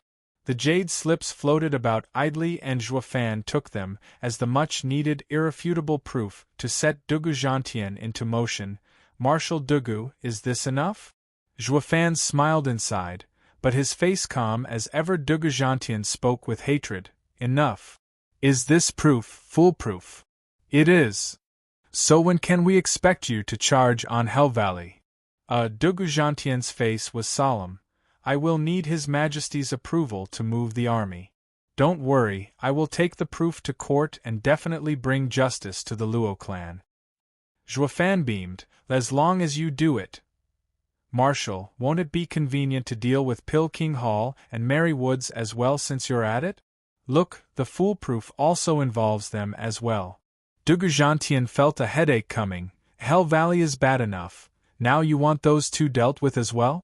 Why not repeat history and jump straight to a full-blown war with the 7 houses like the one 1,000 years ago? Duguzhantian smiled dejectedly. I will report to His Majesty and abide by his ruling. Oh, that's also fine. Zhuofan nodded. Then he recalled something. But Marshal, since you're returning to the court, mind including one little thing in your report? What, there's more? Dugujantien was speechless. Just how many houses did you step on anyway? Juefan scratched his nose. This might be a bit tricky though. We knew they were working behind the scenes, but there's no solid proof about them. It's up to Marshal if you wish to mention them. The one behind 3 houses? Who?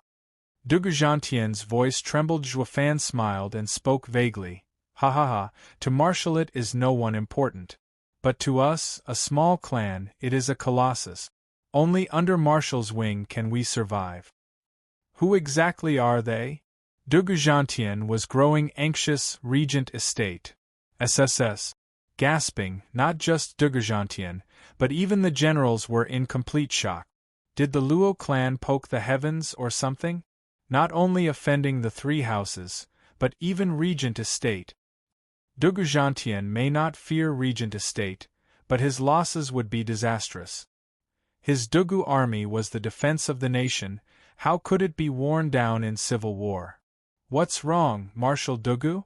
Juefan blinked his large eyes. Dugujantien hurriedly walked away with his 4 godsons for fear Juefan could read his mood. You guys sure are awesome, but I can't make a rash decision in this. I will return to camp and think it through. Oh, why do I suddenly feel so dizzy? Marshal Dugu, if you disregard us, what about the promise you made in front of Clan Head's spirit tablet to bring us justice? Juefan shouted as he showed them out. Luo Yunhai cried, Godfather, Marshal, you promised me. Fine, fine, I am a man of my word. However, let me wrap my head around it first. My camp is only 10 miles from here. With me here, no one will bother you. Let's leave it at that. Goodbye. Dugujantien cupped his hand in a rush, then ran away. The 4 tigers of Tianyu gave Luo Yunchang one last look, then followed suit. They vanished the next second. Juefan grinned seeing them gone in a blink. This Marshal Dugu may not want to contest with the 7 houses, but he did promise us safety at least. Big bro Zhua, Luo Yunhai said, do I really have to join Marshal's army? Of course. It is your fortune to be trained by Dugujantien, the man who held the frontiers for decades, with 4 tigers under him. Why don't you do it then? Wasn't he fascinated by your arrays? Juefan snorted. As the saying goes, a good man doesn't enlist. Why the hell would I go for? Smiley face, points at him being an honest-to-God, faithful and righteous man who does no evil. Or he's one hell of a smart guy to avoid enlisting. Then what about me? Shooting him a look, Juefan spoke coldly. You either go with Dugujantien or cultivate 20 hours a day. Army, here I come. Luo Yunhai ran out in fear. Luo Yunchang smiled, then muttered, Juefan, what if making him a godson fails? Would you have married me off to make a tie with 4 pillars? Perhaps. Juefan spoke as if it was obvious. In regards to political marriage, using you to get the 4 pillars on our side is as good a move as any. In fact, we'd be the ones truly winning here. We can even go a step further and get the best out of it by having you marry Duguhua. He is so impulsive and easy to use. Go to hell. Luo Yunchang glared at him and kicked him off the mountain before leaving in a huff. Juefan ate dirt before he got to crawl to his feet and shouted behind her, What the hell? Isn't it all for Luo clan? Besides, what difference does it make who you aren't even marrying? This only worked to fuel Luo Yunchang's rage as she stomped faster. In another place, Dugujantien group descended the mountain post-haste, in fear Juefan would go after them with more excessive demands. Suddenly, Dugulin stopped with a frown. Marshal, why do I have the odd feeling we've been played? The others stopped as well, now noticing something was very off about all this. In their trip to Blackwind Mountain, they didn't get anything cleared up, yet ended up with a godson and a heavy responsibility. At the end of the day, they were now tied with Luo clan to the point they'd be fighting 4 houses together. What's going on here? Dugujantien and the tigers scratched their heads in complete loss.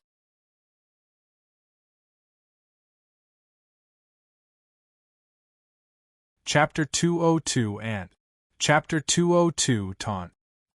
A fortnight later, Juefan was patiently cultivating, taking advantage of the short idle time he rarely could afford. He had to handle every little matter in the Luo clan these few days.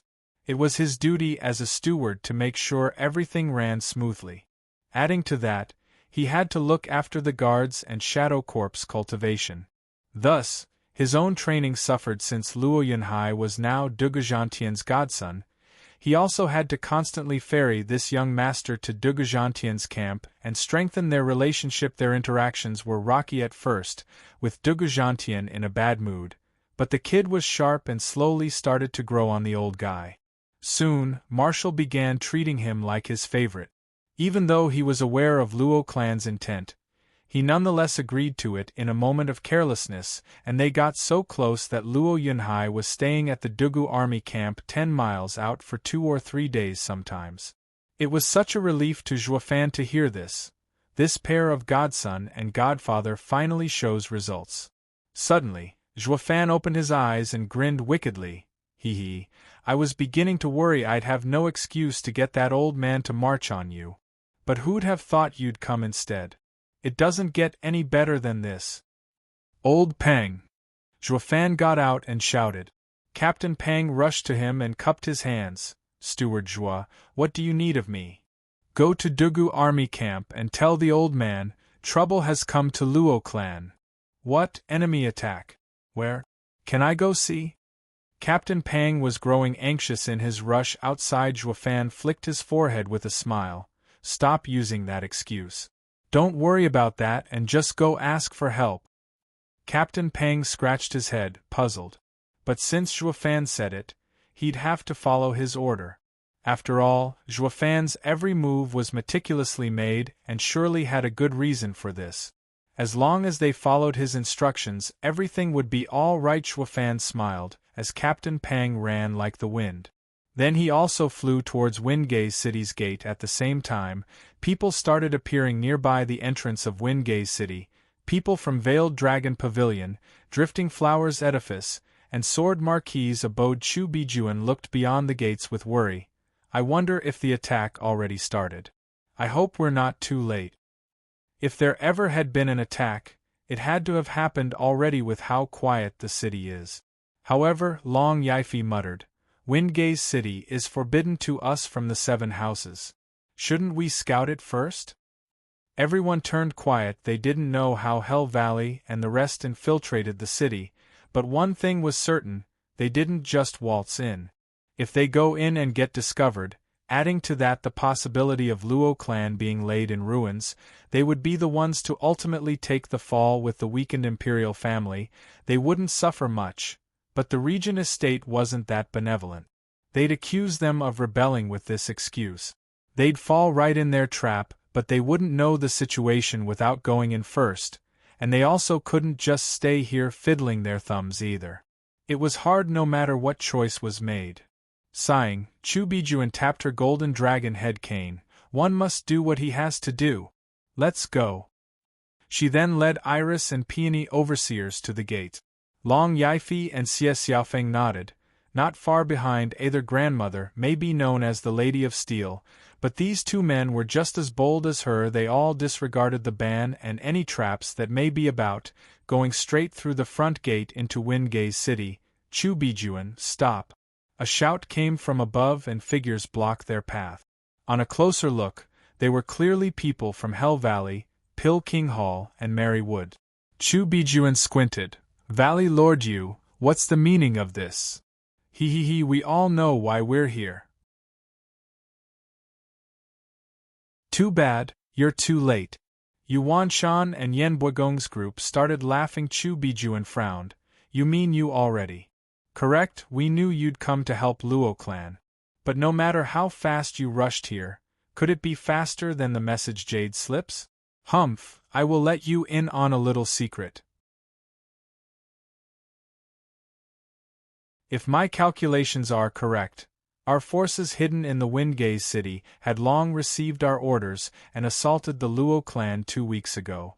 By now, the Luo clan should be nothing but a pile of corpses, ha ha ha. Yen Bagong laughed, soon joined by the rest. Chu Bijuan and Long Yifi were unsettled. It all bore down to Imperial Family's response. If they were any more passive, the Regent Estates campaign would go unchecked, with these three houses as their very first targets in a blink: Drifting Flowers Edifice, Sword Marquis Abode, and Veiled Dragon Pavilion found themselves in an imminent danger. But then, a carefree laughter echoed, "I do hope you can find it in your hearts to forgive me. It seems we have sorely disappointed you. The Luo clan hasn't seen blood for over a month, not even a chicken's." They turned in shock to see a youth with an evil grin plastered on his face, leaning on the city gates. "Zhuofan?" They all cried in unison. Long Jio's group was ecstatic. Since this kid was here, Luo clan's safety was a done deal. And by contrast, Yuanshan's group was filled with dread. Except for Hell Valley's fifth elder, none of them saw Zhuofan before. But having seen the Hell Kill order, they knew his appearance. Weren't you supposed to be killed on your way back?" "How?" Yuanshan was overwhelmed. Zhuofan snickered evilly. "Oh, you mean those dead bags of bones? He, they all died by my hands, no exceptions." "That's impossible!" Yuanshan's group screamed, not daring to even believe such grievous news. Hell Valley and Merry Woods each sent 2 elders in the 5th layer of Profound Heaven stage, the cornerstones of their houses. Even Regent Estate supplied with 2 peak Profound Heaven experts. Not even a 9th layer of Profound Heaven cultivator could kill them all off, so how could it be possible for a 5th layer of bone-tempering Zhuofan? Zhuofan easily saw through them and smiled. "You call a 5th layer Profound Heaven expert and above strong? Ha ha ha, they didn't look like it. From the mental point of view, that is." Zhuofan pointed at his noggin with disdain. "Let's take it from the top. Merry Woods' elders were retards, no question about it. I mean, who the hell closes his eyes when laying in ambush? I had an easy time getting behind them and making sure their eyes forever remained closed.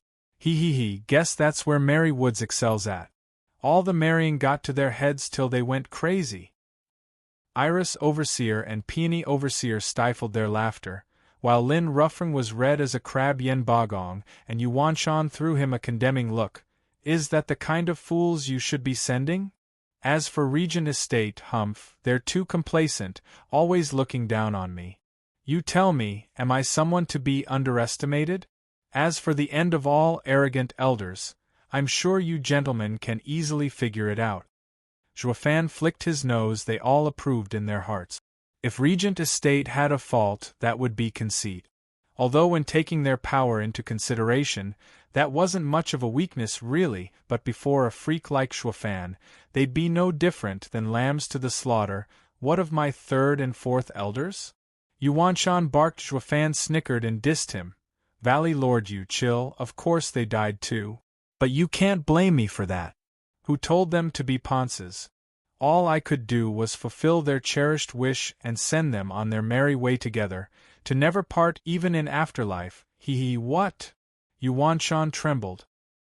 He already knew this would be the case, but it was hard to accept this fact until Zhuofan had to spell it out for him. Hell Valley's 5th elder was boiling mad. Zhuofan already robbed his arm, and now 2 of his brothers. He was outraged. "Zhuofan, it's either you or me. That's my line," Zhuofan quipped in mockery. Chu Bijuan's group was filled with shock. This was their general reaction ever since they heard 2 elders from Merry Woods got killed. After all, Zhuofan killed 4 and crippled 1 back in Drifting Flower City, having long shocked the world. But then, they heard how Hell Valley and Regent Estates elders suffered the same fate. Despite Regent Estates elders being far stronger than Diamondback Ape, this clearly pointed out the other 2 houses' elders were by no means weak. And even with all that, he killed all 6 of them perfectly, coming out of it without so much as a scratch. This was the real reason for their shock, especially to Chu Bijuan, who just woke up, finding it hard to cope to a world that changed so greatly so quickly. The revered 7 houses were not only taunted but ridiculed to such a degree. A storm was brewing, one that would shuffle the ranks of the 7 houses. Chu Bijuan's eyes trembled. Her gaze was fixed on Juefan, however, as they glinted.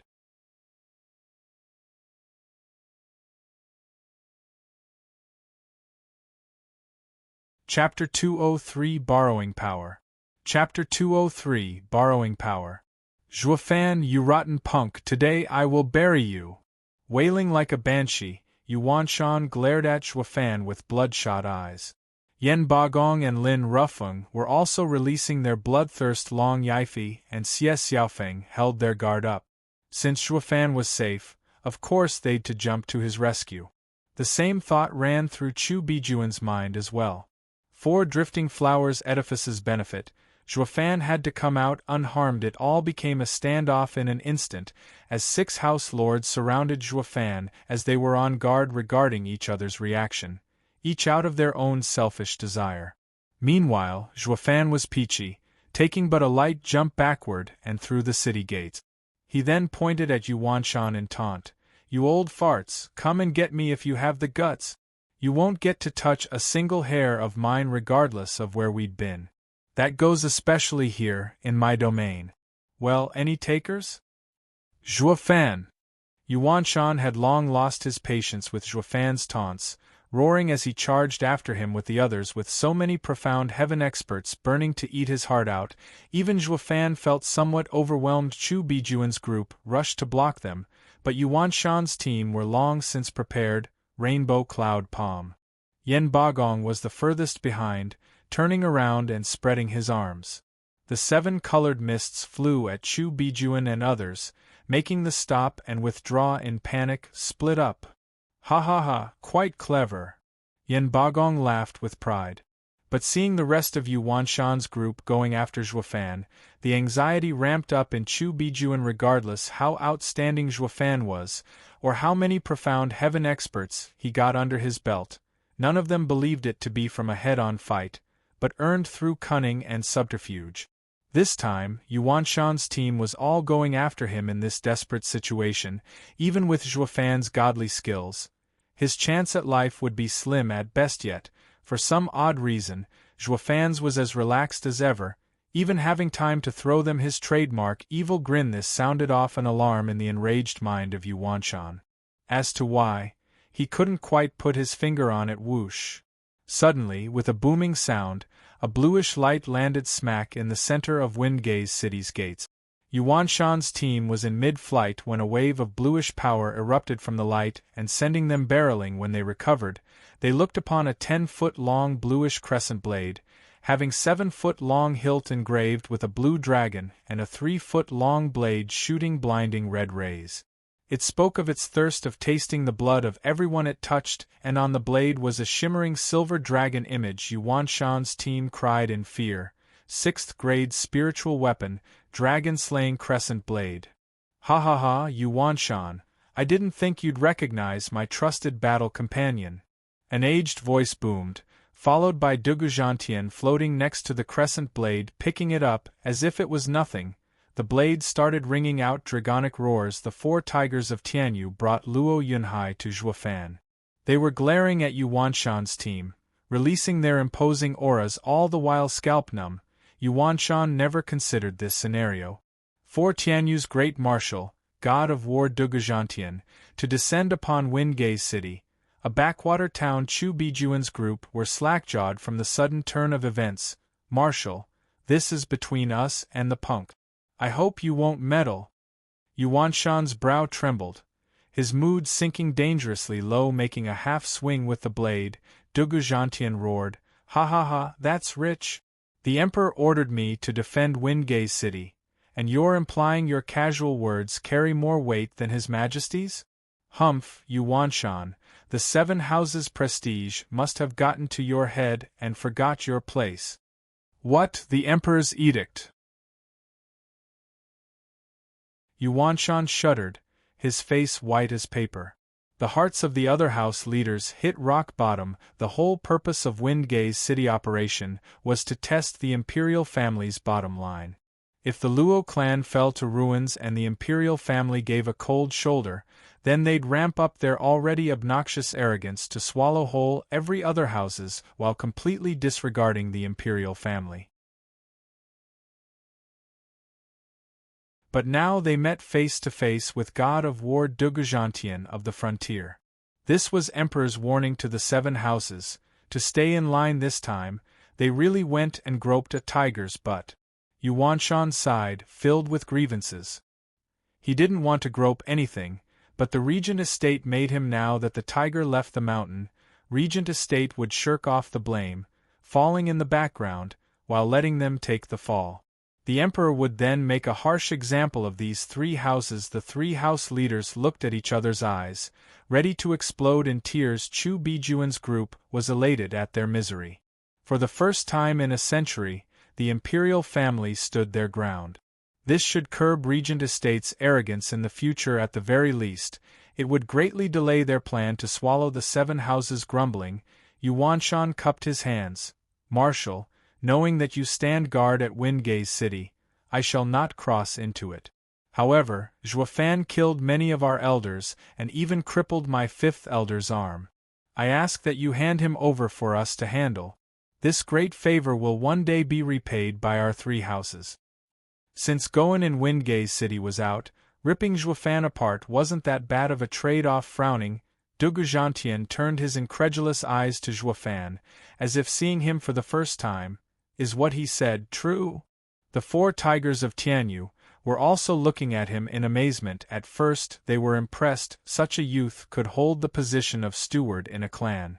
It was a rare occurrence indeed, but who'd ever stop to think that this kid was so incredible, so outrageous, that he would kill so many of 7 houses' elders, perhaps telling them now that Zhuofan didn't just stop at killing elders and went a step further in slaughtering Regent Estate's 2nd young master, might perhaps cause their brains to stop working well.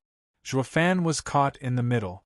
So he chose another path, that of pulling Luo Yunhai forward and cursing at Yuanshan. What are you droning on about? Do you know how close we are with Marshal Dugu, How dare you have such gall as to ask Marshal Dugu to hand me over? That is outrageous. All were too dumbstruck to even reply. Dugujantien had lived his life by the blade, fighting day in day out on the border. You have no relation to him, 0. So how damn close could you possibly be? Then came Zhuofan's laughter in response to their thought. He patted Luo Yunhai's shoulder. Humph, bunch of ignorant fools is what you are. Our young master is Luo Yunhai, Marshal Dugu's 5th godson. Say what? The dull and shocked stares creaked towards Dugujantien. The grand and mighty god of war, 2nd of 4 pillars, Dugujantien, just up and took a 3rd-rate clan's young master? Could this relation get any more inappropriate than this? Despite being done in a not-so-honorable way, and barely a half a month old, Dugujantien was forced to nod. What a shocker. For Luo clan to hug such a big tree was like a pheasant turning into a phoenix.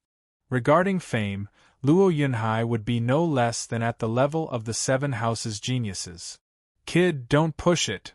Knowing where Zhuofan was going, Dugujantien gave the brat a warning. Zhuofan chuckled in response, borrowing the man's power to lay it down even thicker. Yuanshan, you got any idea who I am? I'm the great Luo clan's steward, the trusted aide of young miss and young master. Asking for Marshal to hand me over is the same as asking for my young master, the same to having Marshal hand over one of his 4 generals. Now you tell me, will Marshal ever agree to that? Will young master? Will our million-strong Dugu army? That had the expected effect of driving fear into their very bones. Just how did a simple matter got 1,000,000 warriors in the mix? How? This guy would stoop to anything. Furthermore, you even dare ask Marshal to hand me over? Humph, how then are your houses going to answer for the slaughtering you did in the Luo clan not a few days ago? Zhuofan held his chest with pain in his voice. He cried and he sniffed. Oh, my poor 100,000 unfortunate souls of my clan, how could you maniacs have robbed them from us? Yuanshan was holding back the blood threatening to come out. The Sun and Kai clans acted as his eyes and ears in Windgaze City, so he at least knew the basic facts about Luo clan. What 100,000 men? Your third-rate clan never had them. Stop talking rubbish. Not even the 7 noble houses has that many people. The cheeks of every one there started twitching and dark clouds loomed over their faces. Even Long Yifi, who was the most friendly with Zhuofan, scratched his head dazed. I get you're framing them, but can't you be a bit more realistic? Oh, but Zhuofan was just getting started, raining charges on the poor blokes. Outside of the vile and inhuman slaughter you've lowered yourselves to, your greatest crime is disobeying Tianyu's most brilliant, wisest, amazing, and sacred Holy Emperor. Our Holy Emperor had explicitly stated this area banned for the 7 houses, but you dare come throwing it in chaos. This is no longer disobedience, but plain insurrection. Marshal Dugu, as the nation's most esteemed patriot, how could you ever allow such conduct to take place before your very eyes? You must strike at once, take their heads and make them pay their crimes. The Emperor would certainly not punish you for ridding the Empire of this foul beasts. Yeah, Godfather, I shall go bring the soldiers here to crush Hell Valley and protect the sanctity of our Holy Emperor, your patriotic heart, the people's hope. Striking while the iron was hot, Luo Yunhai cupped his hands and asked Dugu Zhantian for permission to go fetch the million-head Dugu army. Dugu Zhantian felt like cursing right now. How did these 2 brats' topic ended with sicking the army on Hell Valley? This isn't a joke, but the start of civil war. Yuan Shan's team was dumbfounded. Their demand was perfectly reasonable, to settle their grudge with Zhuofan. How did it degenerate to making Dugu Zhantian going after them, and even sending the million-strong army for their heads? Yuan Shan looked at the rest and saw that everyone was sweating buckets. If these kids spurred Dugu Zhantian long enough, those brats would really get to make him send the army to uproot the millennia-long foundation of Hell Valley. Damn. I had a good laugh though. It made me wonder, why on Novel Update this novel is rated so low? Like 3.7? Are we even reading the same novel? Well, maybe they were reading the MTL version shared online, which means they don't even understand the humor though. What do you guys think?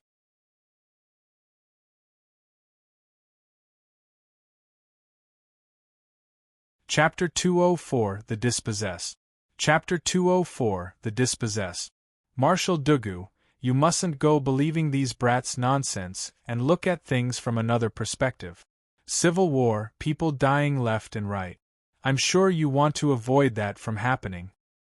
Yuan Shan rushed to cup his hands to Dugu Zhantian and spoke anxiously. The others from his team watched tense for any change in Marshall's expression. If Dugu Zhantian was going to storm Hell Valley, then the next to follow would be their houses. The atmosphere suddenly took a heavy tone, making it hard to even breathe. Dugu Zhantian stroked his beard, and when Zhuofan saw him move his arm dismissively, he jumped in action. Humph, Valley Lord, you, the nerve on you, to dare command Marshal who to attack and who to hand over. You must already be taking those million soldiers as yours. Yuan Shan sent all his hatred in his glare at Zhuofan. He would have long since jumped Zhuofan and killed this thorn in his side by now if Dugu Zhantian wasn't there to help it. Funny enough, Dugu Zhantian's mind worked the same. He was clenching his fists, wishing he could beat some sense into this egotistical parvenu for using his army. Only Emperor's edict to protect Luo clan stopped him from chalking the life of this damn punk. My army is not Hell Valley's, and it's most certainly not yours. You damn steward, who do you think you are to represent my army when trying to show off? You even go as far as threaten the grand 7 noble houses. Are you dying to start a civil war? Thank God for Zhuofan. Yuan Shan and Dugu Zhantian had no clue of the others' thoughts, or they'd be shaking on it. While putting an end to the kids' play, Yuan Shan took deep breaths to push down the anger and bring out the calm. He chose to relinquish his house lord's demeanor, and cupped his hands, speaking in a difficult tone. Marshal Dugu, let us all just take a step back. Since you defend Windgaze City, we won't dare to intrude. As for Zhuofan, we don't want him. I am willing to do this for you and forget about today. What do you say? Valley Lord, that punk killed, 5th Elder shouted, but Yuan Shan snapped, quiet, can't you see Marshal Dugu is in charge here? Fifth elder turned from Dugu Gentian to the mocking Juefan and stormed away, outraged, understanding where Hell Valley was going and not wanting to see this spiral further out of control. Dugu Gentian sighed with a nod. While all people there wanted love and peace, there was one who burned to see the two sides like oil and water, so he butted in just as Dugu Gentian was about to conclude this affair with a laugh. Valley Lord, you must be dreaming if you think you're getting away that easy. Have you forgotten the 100,000 men you killed in my clan, those pitiful lost souls unable to find peace? Shut up! But Dugu Gentian and Yuan Shan snapped at him in unison. Reeling, Juefan knew when to quit, so he quietly stood there, not making even a peep. Like an angel his action made others feel mortified. This kid will stoop to any low, uncaring of appearances, a true parvenu. His talent is a damn waste as a steward. Dugu Gentian stammered. He saw Jue turn from a biting dog into an adorable kitty, as if all that brash talk was not said, and was lost for words. In the end he cupped his hands. Yuan Shan, then we shall let this matter rest here. However, I do feel the need of reminding you, Valley Lord, this empire is under Yuan ruling, not your backyard. I shall keep in mind Marshal's counsel. Farewell. Yuan Shan gave one last salute and left with the others. Yet just a few steps after, his eerie tone came. Marshal, on your way to Windgaze City, have you perhaps met some of my men? Dugu Gentian was about to shake his head. Juefan's eyes sparkles like stars and grabbed hold of this golden ticket with a snicker and stepped up.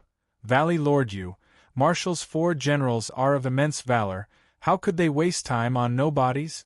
Ha ha ha, I urge you to get back and look after their families, and put a stop to your men's reckless behavior. Windgaze City isn't a place where you can come and go as you please. Yuan Shan spurted blood, his eyes bloodshot. Dugu Gentian, you are truly vicious. I will remember this debt. He only wanted to ask Dugu Gentian what happened to his men hiding in Windgaze City.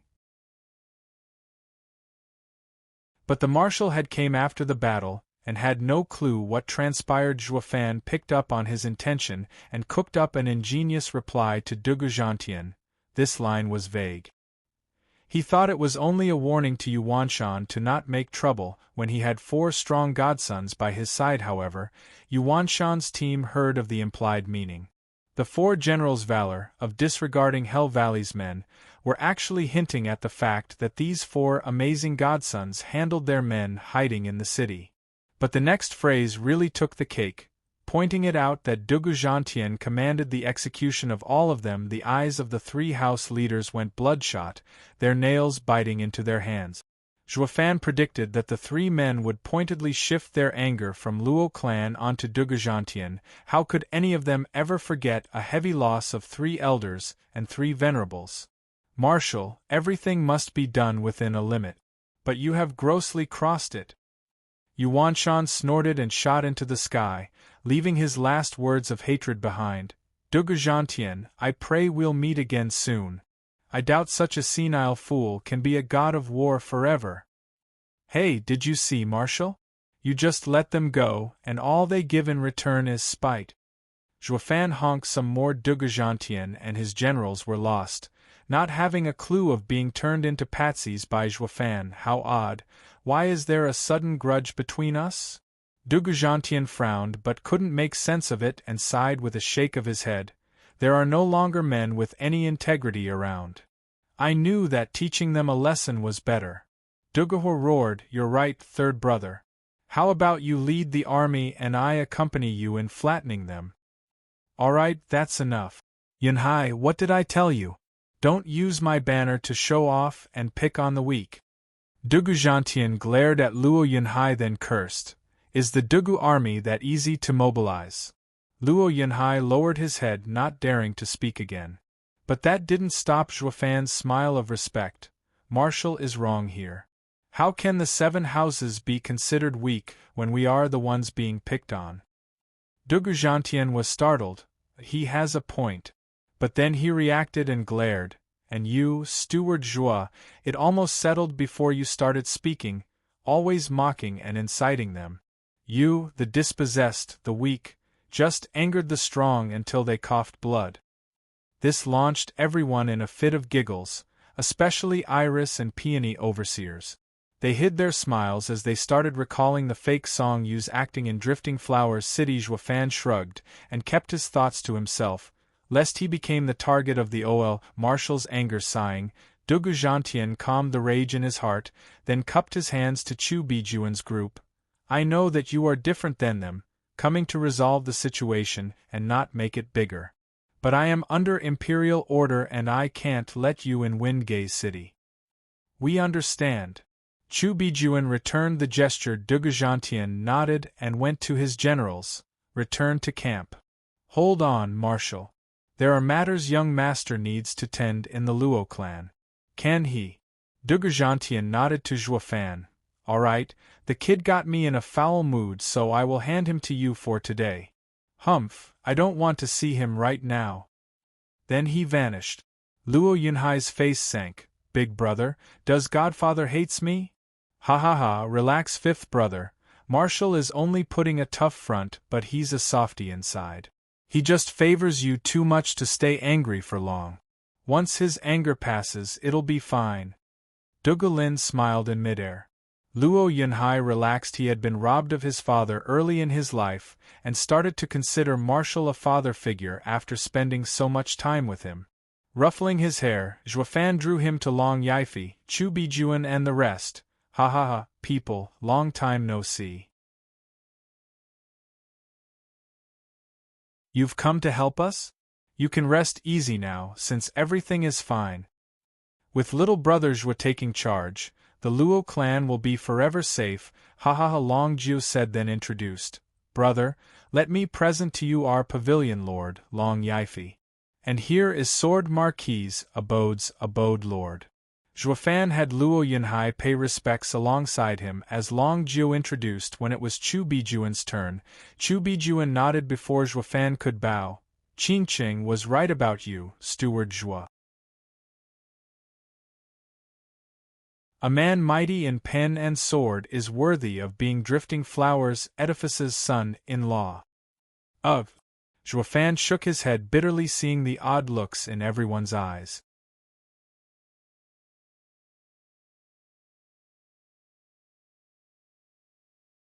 Chapter 205, Friend from Afar. Chapter 205, Friend from Afar. Grandmother, you can't be speaking so casually, some people might misunderstand. Squinting, Joafan's tone dropped. My trip to Drifting Flowers City was all for the Bodhi Jade sap. It had nothing to do with Chu Qingqing. Please refrain from speaking such falsities in the future. Chu Qingqing was startled. Drifting Flowers Edifice isn't some scourge, so why do you insist on keeping your distance? And what's not to like about Chu Qingqing? She is a worldly beauty that has countless men treating her like a goddess. Long Yifi and the rest were also puzzled. You just got a hot wife thrown in your lap, so why on earth are you stepping aside? You aren't fed poison anyway, so what's with that huge reaction? Peony Overseer's temper flared, cursing him. Joafan, Qingqing's love is wasted on you. How can you be such a disappointment? Humph, disappointment you say? Joafan stuck out his chest and bellowed. I was the one who saved all of Drifting Flowers Edifice, this old crone included. I owe you jack squat. Peony Overseer was now shaking out of rage. His words were right, and she had nothing to say despite wanting to. Chu Bijuan's face twitched. She had had her fair share of travels in her youth, but never once met someone so brazen to curse her in her face. Especially not by a young pup. The Lady of Steel wasn't one to take that tone lying down, even if they were from the 7 houses. Letting a snot-nosed brat off without teaching him a lesson would let others believe the Drifting Flowers Edifice was a pushover, but Joafan was different. Since she woke up, all she heard were endless dreaded rumors about this legendary youth. and today she saw him playing Hell Valley and Dugujantien like a fiddle into jumping at each other's throat. Getting on the bad side of such a sly and vicious fellow would end in disaster. The wise Chu Bijuan knew who was easier to push around and save her prestige, and who was better left alone and bear the brunt. Instead, it was crystal clear in what category Zhuo Fan fell into. Her only choice was to bear it. Though she was quite curious to know what nerve did this topic struck to irk him into flaring up at any who mentioned it. Humph, heartless rat. All the peony overseer could do was curse him. Zhuo Fan ignored her all the same. Long Yifi let out a wry chuckle, trying to mediate the situation. We're all on the same side. Must we get angry over something so minor? We need to focus on the task at hand and remove the danger our four houses face. Pavilion Lord Long is right. Please forgive my rude remarks, Steward Zhuo. Chu Bijuan smiled. Zhuo Fan glanced at her, and secretly nodded. No wonder people started calling her Lady of Steel. She was quite amenable. The issue had nothing to do with her, but for Drifting Flowers' edifice's sake, she was willing to take one for the team in being first to extend an olive branch. Zhuo Fan wasn't unreasonable either, bowing. Please forgive my rash behavior as well. Chu Bijuan nodded, with a smile of praise. Although Peony Overseer was still too pissed to look him in the eye, seeing everyone here today, I can only assume you have agreed to join hands. Zhuo Fan suddenly took a somber tone. That would imply us four houses' objectives have aligned. Or more aptly put, we have been pushed into a corner and forced to ally. Precisely. Chu Bijuan picked up where he left. Pavilion Lord Long with Abode Lord Xie and myself have participated in the 7 houses gathering at Regent Estate. As Steward Zhuo had suspected, they wish to rule over all the houses, with Hell Valley and the others already standing on Regent Estate's side. Oh, 7 houses gathering, you say? Do tell me the details. Zhuo Fan's eyes glimmered. Chu Bijuan started recalling the meeting in minute details. Whatever she had missed were supplied by Long Yifi and Xie Xiaofeng. Having understood what transpired, Zhuo Fan paced around with a frown. I was wondering why Regent Estate didn't come to Windgaze City. I see it now. Estate Lord sure is a man of character. Humph, what character? Big bro Zhuo, sending Hell Valley and the rest instead paints him for the coward he truly is. Luo Yunhai mocked. Zhuo Fan laughed. Rotten brat, guess I have to teach you a harsh lesson, lest you encounter an expert from which you'd suffered dearly. As the saying goes, the cruelest are the regents. I killed one of his sons, yet he did not fly into rage, only sending experts to kill me in Windgaze City. In this manner, he is rather calm.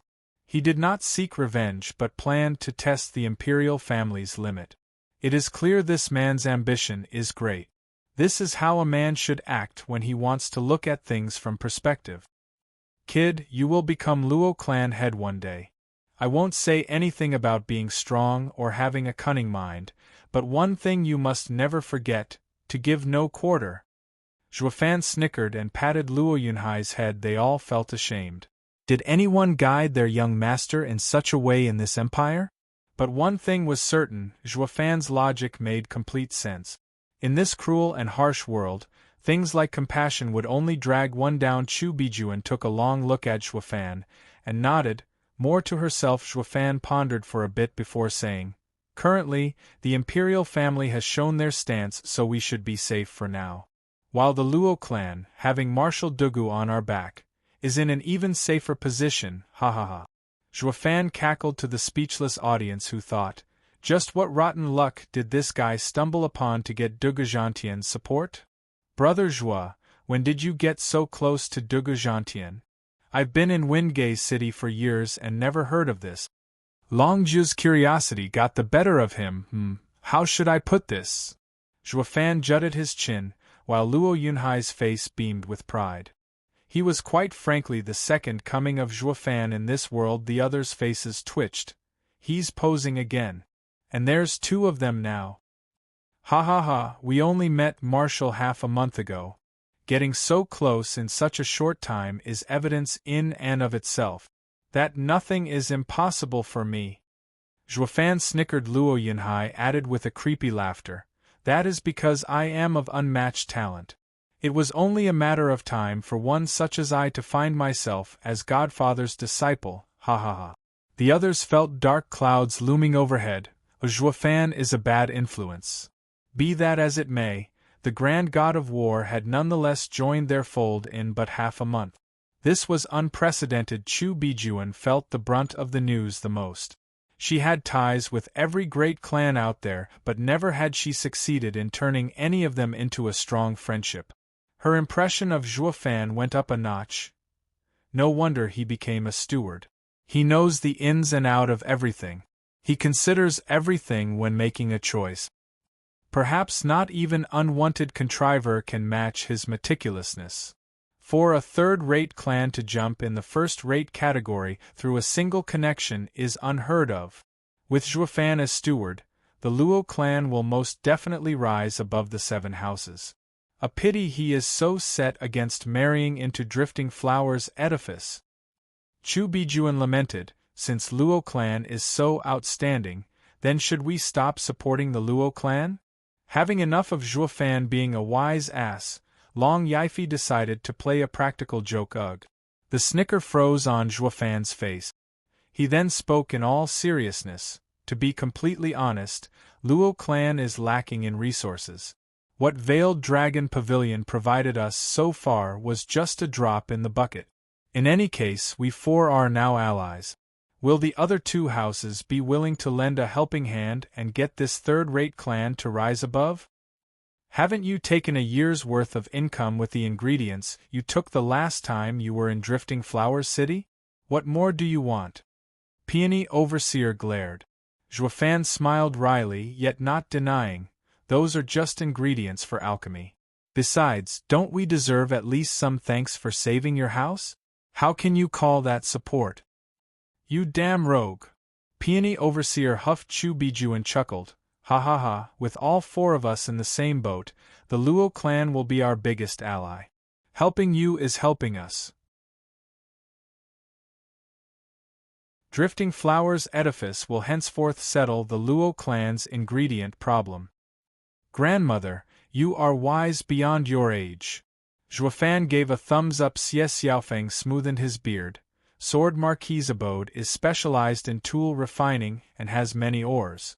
Then we shall supply you with the items needed to make spiritual weapons and demonic treasures. Zhuofan's eyes shined and laughed inside. Luo clan had many guards, but no weapon or armor to fit them with. He had lately been thinking of who to rob and solve this little snag. Damn, that Xie Tianyang. Did it hurt to not tell me this sooner?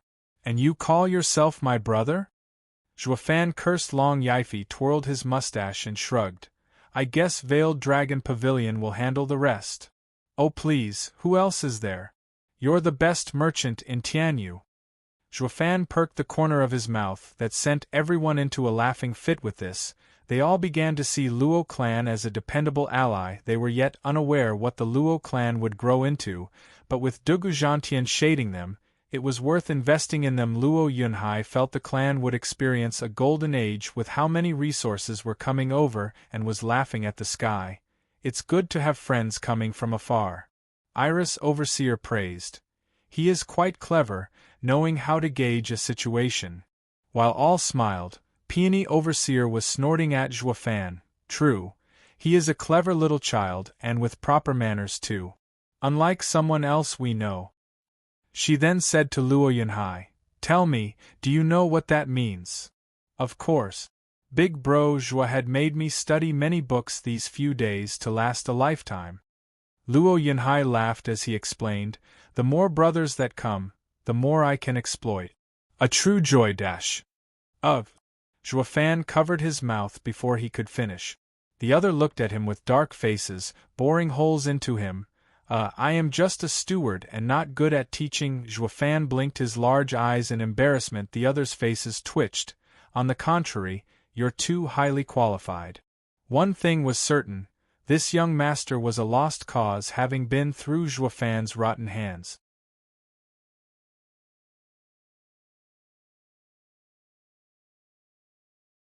Chapter 206 Leadership. Chapter 206 Leadership. After ironing out a few more details regarding the alliance, Zhuofan and the rest parted ways, taking Luo Yunhai back to Blackwind Mountain. When he stepped through the gates, he shouted, "Old Pang!" Captain Pang just returned and was already rushing to Zhuofan. "Brother Zhuo, orders? Call everyone handling clan affairs over." Also, taking a long look at Luo Yunhai, he whispered something in Old Pang's ear. Old Pang nodded and went straight to it, leaving a clueless Luo Yunhai staring at Zhuofan. Shortly after, Luo Yunchang, Lei Yuntian and the rest clan officials gathered in the meeting hall. Even Li Jingtian and Yen Song, who watched over the 2 of the 4 fifth-grade arrays, were present. Zhuofan was in the seat of honor with one leg over the other and sipping tea. They were all baffled. Why would this guy call everyone over?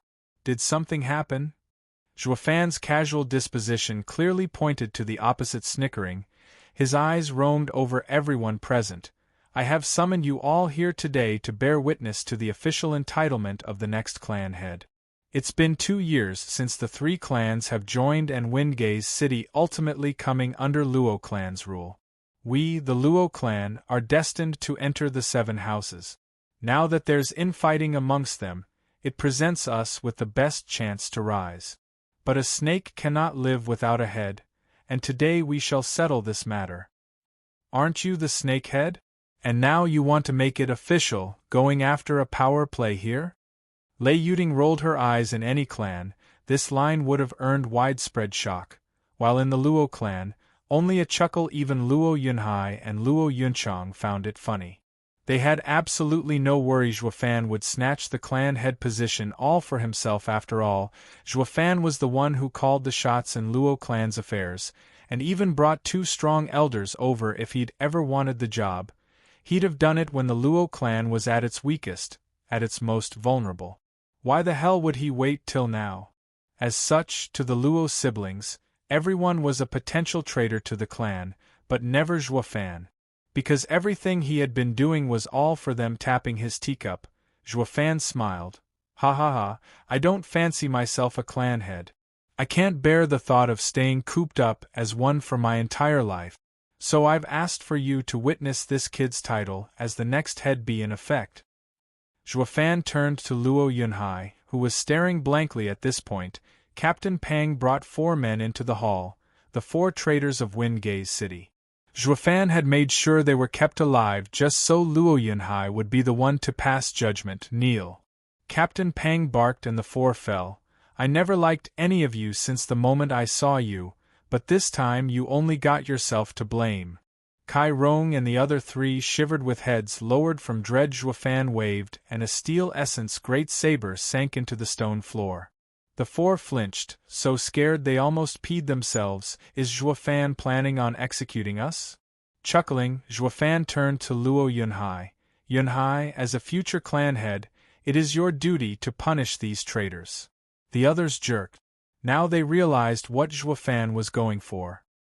He had Luo Yunhai handle Luo clan's traitors and show his valor as clan head. But was he really going to make a child kill? They all felt restless and Luo Yunhai couldn't stop shaking. He had always stuck to Zhuofan, copying his demeanor, showing off all the same, but not once did he stop to think the day would come he'd soak his hands in blood. "Not this soon at least, Zhuofan, you're too much. He is but a child. How can you make him do such cruel things?" Luo Yunchang rushed to hug her baby brother, while looking at Zhuofan with reproach. Captain Pang couldn't take it either, smiling wryly. "Brother Zhuo, is there a need for young master to handle these pests? Let me do it and spare young master for dirtying his hands." "Quiet. Are you the next clan head?" Kai Rong is a clan head himself, and only a clan head can settle him. Zhuofan glared. Captain Pang jerked back, and kept to himself. Everyone was clear what Zhuofan was doing, to establish Luo Yunhai's authority in the clan and start him on the path of clan head. It was high time for everyone to no longer think of him as a helpless child. Li Jingtian and Yen Song slightly nodded. Zhuofan may be somewhat obstinate, but his every action was for the good of the Luo clan. If Luo Yunhai, the nominal clan head, would have someone else solve all his problems, he would no longer need to even think and would waste away. Zhuofan was doing all this so the Luo clan would have a worthy successor. All understood how much thought Zhuofan put into this. Luo Yunchang's heart was bleeding but steeled herself, pushing Luo Yunhai towards Zhuofan eyed him coldly, until the child swallowed dryly and sweated bullets. Big bro Zhuo, don't joke around. I'm just a kid, Luo Yunhai laughed dryly. But Zhuofan's face was unchanging, pitiless. A child without a parent has long stopped being a child. If you don't do this, I promise that you will one day go through the massacre you went 2 years ago. At that time, you will regret not grabbing power. Shuddering, Luo Yunhai was brought back to those cruel times of seeing his Luo clansmen murdered around him, the screaming, her sister scrambling for their lives, and his eyes gradually hardened. Luo Yunhai lifted the great saber from the floor with a ringing. Seeing him approaching, Kai Rong's group was scared witless. Yen Song's Yuan Qi had the 4 rooted on the spot, unable to make use of their own cultivation. They were so powerless even a 3-year-old could take their lives. They watched Luo Yunhai get poisoned by Zhuofan's guile, and were filled with dread. Yunhai, listen to me. Don't you remember Uncle Kai taking care of you? Our clans are longtime friends. I even gave you shelter, Kai Rong pleaded, appealing to the child's innocence. Kai shouting bobbed his head. Yeah, don't you remember Big Brother bringing you so many toys when I visit your Luo clan? Don't do this to us. Yeah, and sister, Sun Yufei went with the flow, but no matter how much she racked her brains, nothing came out, only a mournful cry. Shit, sister never met you. I'm done for. Sun Clan head sighed as tears streamed down his face. Never had he imagined their mighty clan in Windgaze City would live to see the day when a snot-nosed brat would cut their line short. All the other around them looked on with derision. These bastards have no shame, no morals. They're willing to stoop to any low as long as it keeps them breathing. Yet, Luo Yunhai was steadfast, bringing the blade behind them. The screeching echoing from the blade being dragged was their requiem, making their hearts shudder with its tempo. Ding! Finally behind them, Luo Yunhai lifted the great saber way up. They heard the whoosh of the blade and the 4s felt a chill crawling down their spine. I'm dead! They knew Luo Yunhai brushed off their words. They could already imagine their heads falling, closing their eyes and gnashing their teeth in preparation. Zhuofan watched everything coldly as Luo Yunchang turned her head away. The others were about to witness their clan head's first act of exacting punishment to traitors. Whoosh! A cold glimmer flashed and the 4 felt a chill, yet no pain at all, nor any blood was spilled. When they opened their eyes, they saw a strand of hair slowly floating from each of them. Luo Yunhai's childish voice sounded with a hint of power. Luo and Kai clans are friends. My ancestors taught us to be steadfast and righteous. You were never kind to us, but I cannot be cruel to you. I heard how the ancient people cut their hair instead and, with the power invested in me as the clan head, I have severed your threads. But henceforth, our clans shall be strangers. And the next time you bring harm to us, your heads will roll. As for the Sun clan, I spared them on account of Kai clan, as you are joined by marriage. So stop treating the Kai clan with such contempt. He was after all an elder of our Luo clan, and I hope not to see them in a bitter state after being driven away. The hall was still grave. All watched Luo Yunhai incredulously. None saw it coming, that a child was capable of such integrity. Speaking of justice and benevolence, it struck a chord even in Li Jingtian and Yen Song's hearts. His words may have been naive, but were spoken with resolve. But doing it like this was going against Steward Zhuo's decision. The two hadn't been in the Luo clan for long, but it was obvious at a glance who was the real master here. They turned stiffly to Zhuofan to see him gloomy. It was unbearable for one to see the new lord he raised to disobey him in the end, especially if you were one with power. And this was Xuefan, a man who was unruly, snatching power as he wished. This act was no different than having his power challenged Li Jingtian, and Yen Song looked at Luo Yunhai with a sigh. Even if you're the future emperor, as a kid, if you don't mind your tone and butt into the war between officials, you'll end up dead. That you're tuning in to the Phoenix Knights YouTube channel. Don't forget to subscribe and join us on this journey to catch the most captivating stories.